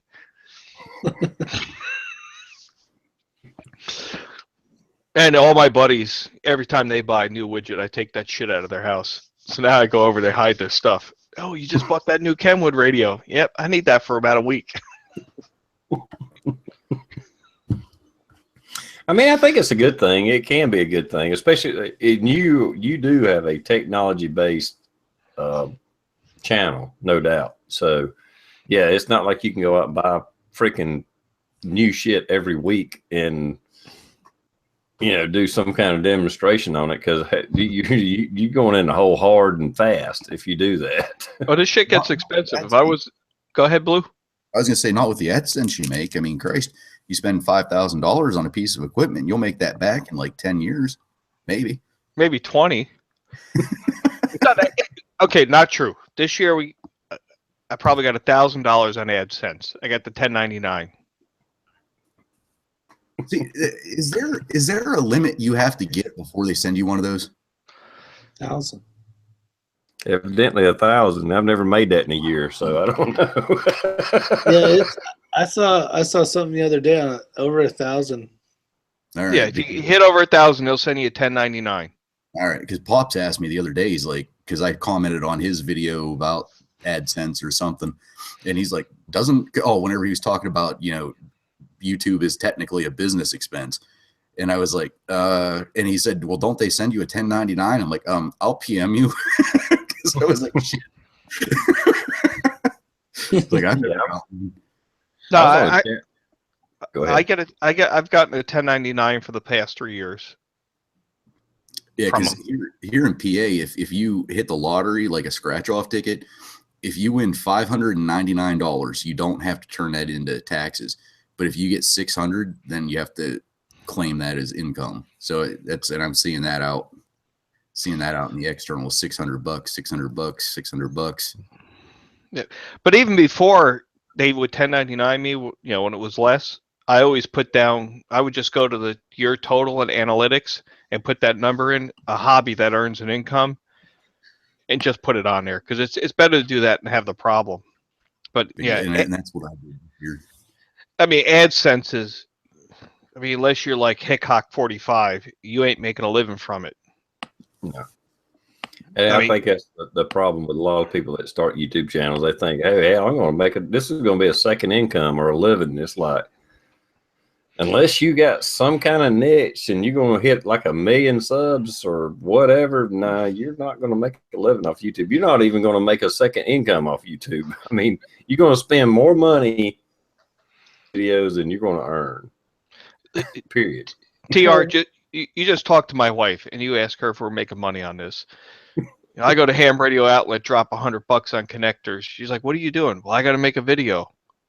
No. It all adds up. Listen, this is not a profit-making enterprise.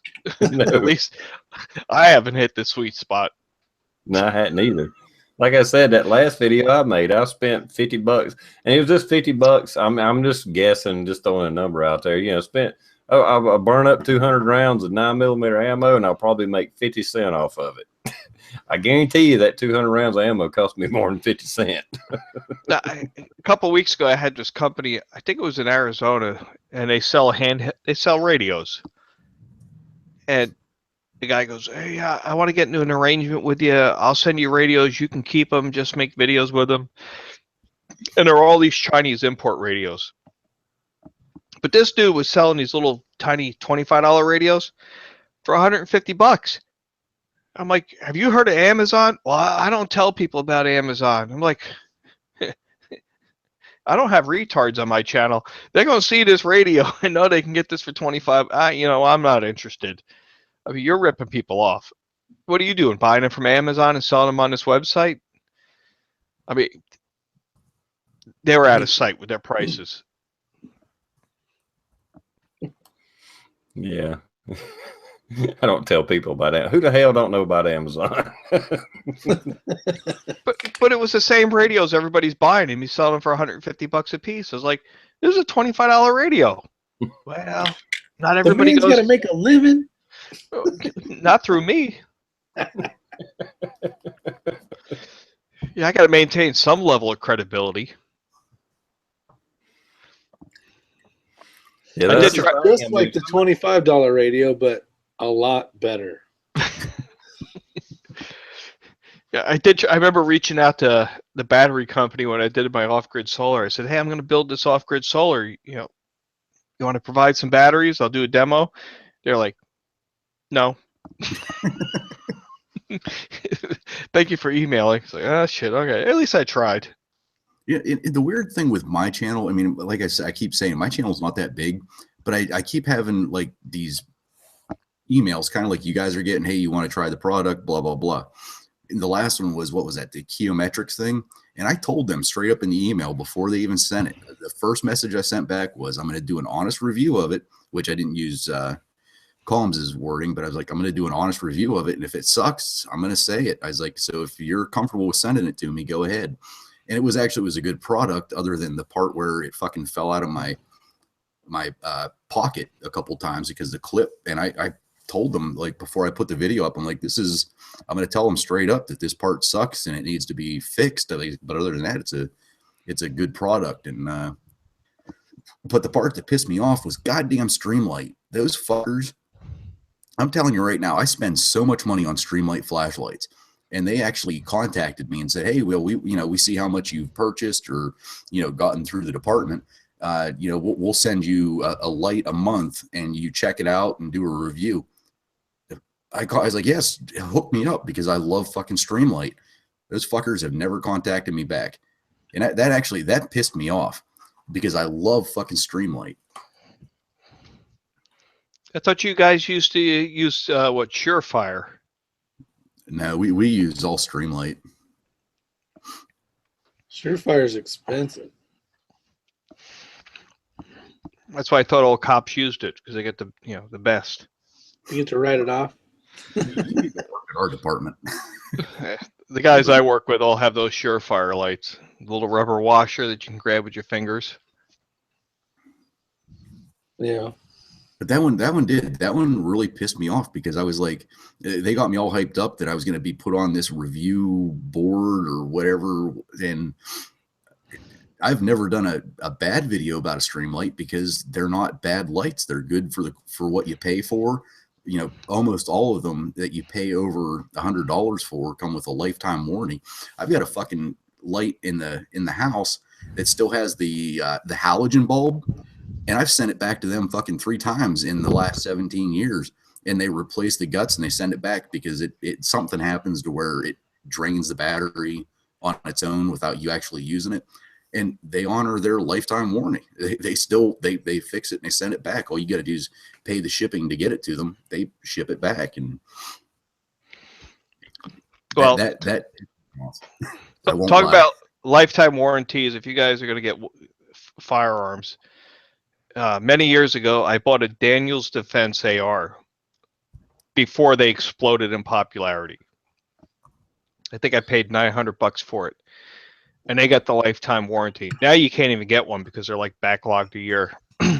And twice now I've sent it back because it was jamming, and in the end it was something in the trigger group that they just changed the trigger out.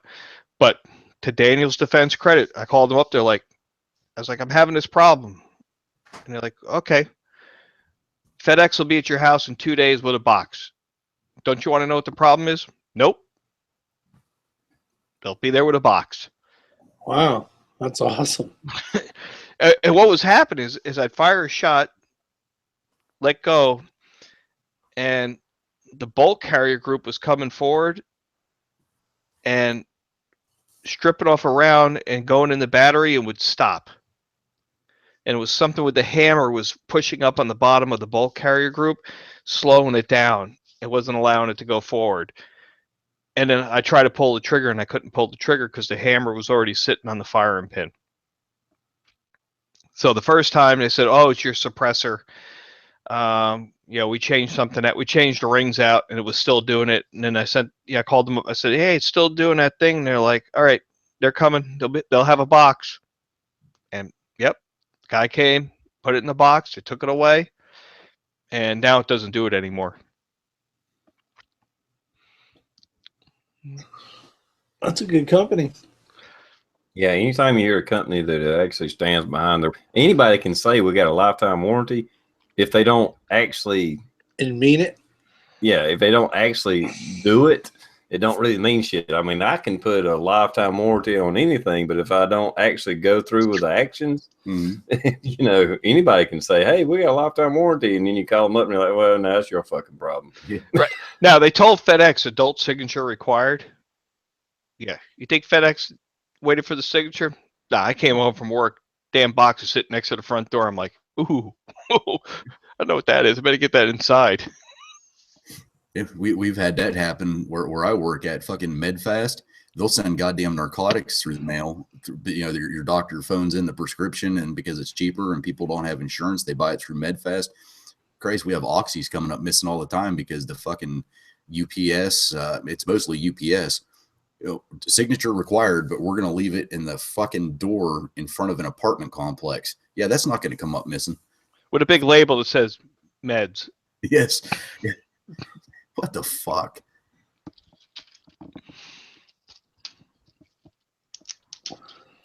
I had to say, which I live kind of out in the country a little bit, but yeah, my UPS, FedEx, they leave the shit on my driveway. I mean, I mean, it could be, you could drive down the road and see the box laying in the fucking driveway.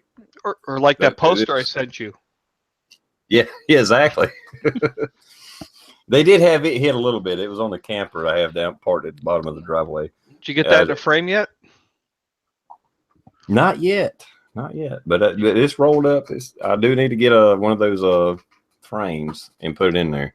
Do you see that, Blue? What's that? The poster I sent TR. Oh yeah, yeah. The AK Russian. Yeah.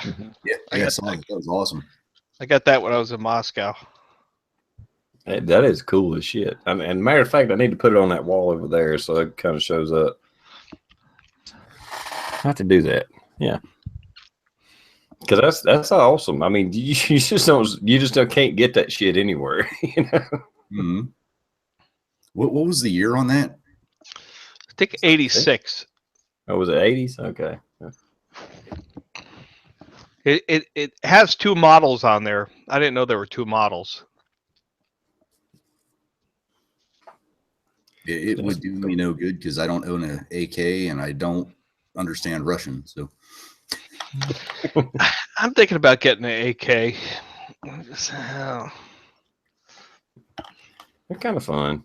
I'm an AR guy. I mean, I own 2 ARs and 1 AK. I love the AK, but I love the ARs too. I mean, I'm an AR guy. I own 2.5 ARs. I've got a lower that needs an upper. And I don't know what the hell to get.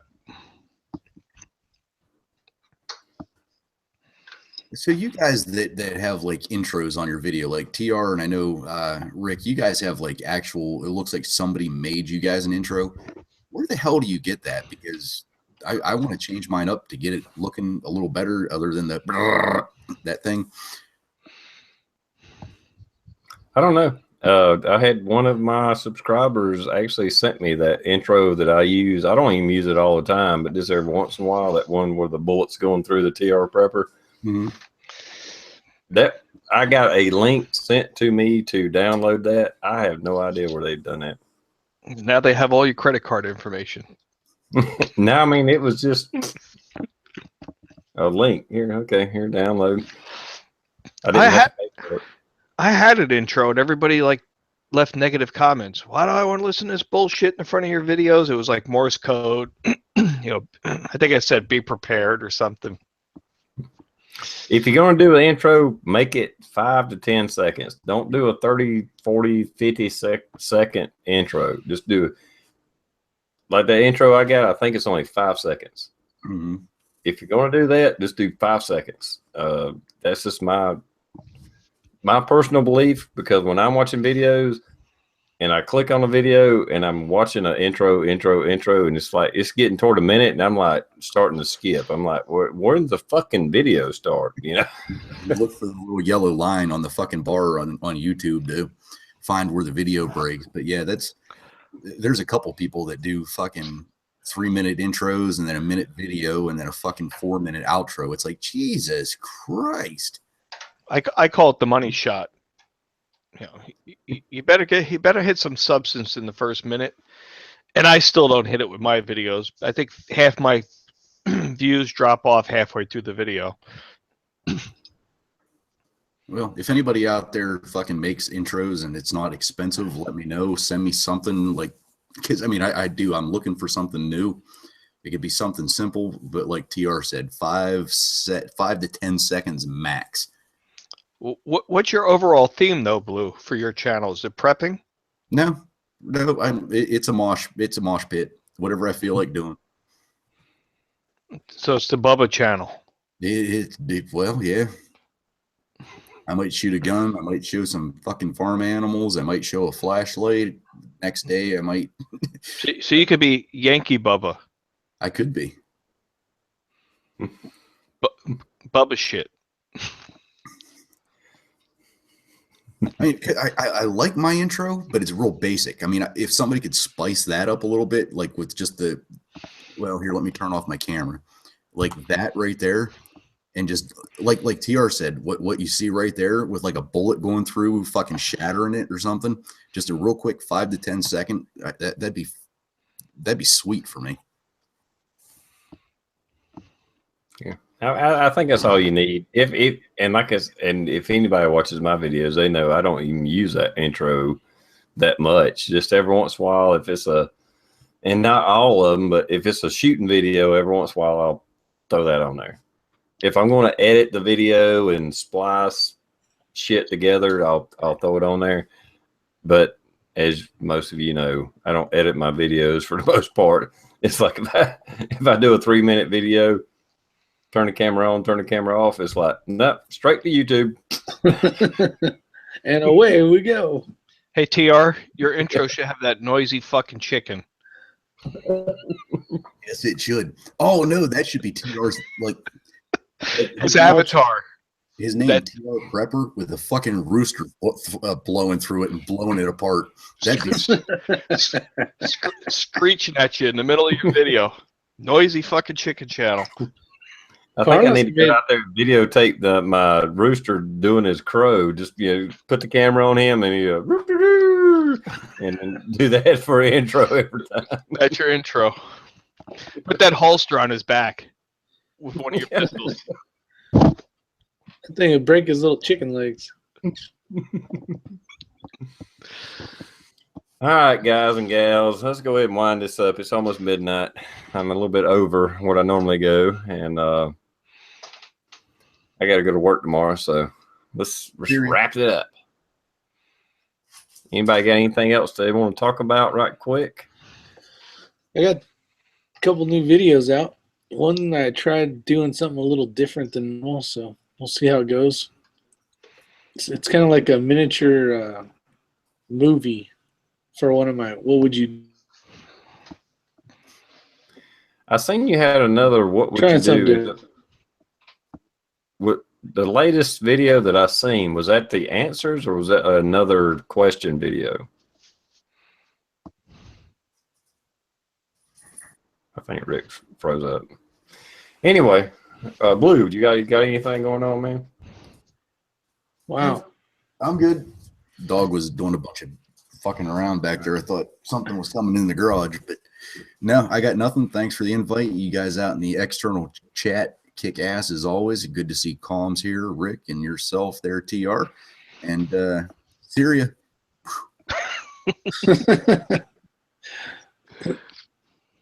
Rick, now to your back. That latest video, was that the answers or was that another question video? No, that's another question. So that one, I know a few of you commented on it, but I was trying something different. It's like a short video, short movie. Instead of just asking a question, I kind of give like a scenario. I'm walking around, but check it out. Tell me what you think. I don't know. I was trying something new. I'm always up for it. Comms Prepper, you got anything you want to talk about or promote or anything? Nope. Thanks for having me here, and I'll try to be a little more frequent. Got a couple new videos planned for this coming weekend if I don't trip over a 12-pack. So hopefully I get that off-grid solar power project done and some dirt moving. We'll make some videos on that as well. All right. Sounds good, man. And thank you, panel. Thank you, comment people out there on the side chat. Trust me, I'm watching it. I don't reply to everything because it usually moves too fast for me to keep up with, but I do try to at least type in hello and glad you're here and whatever. I do appreciate y'all checking it out. And if anybody watches this later, you would not believe the conversations that go on in the comment section. I mean, that thing is running hard, and great bunch of people, and I do appreciate it. And with that, I'll see you Tuesday night, if not Sunday night, and later, everybody.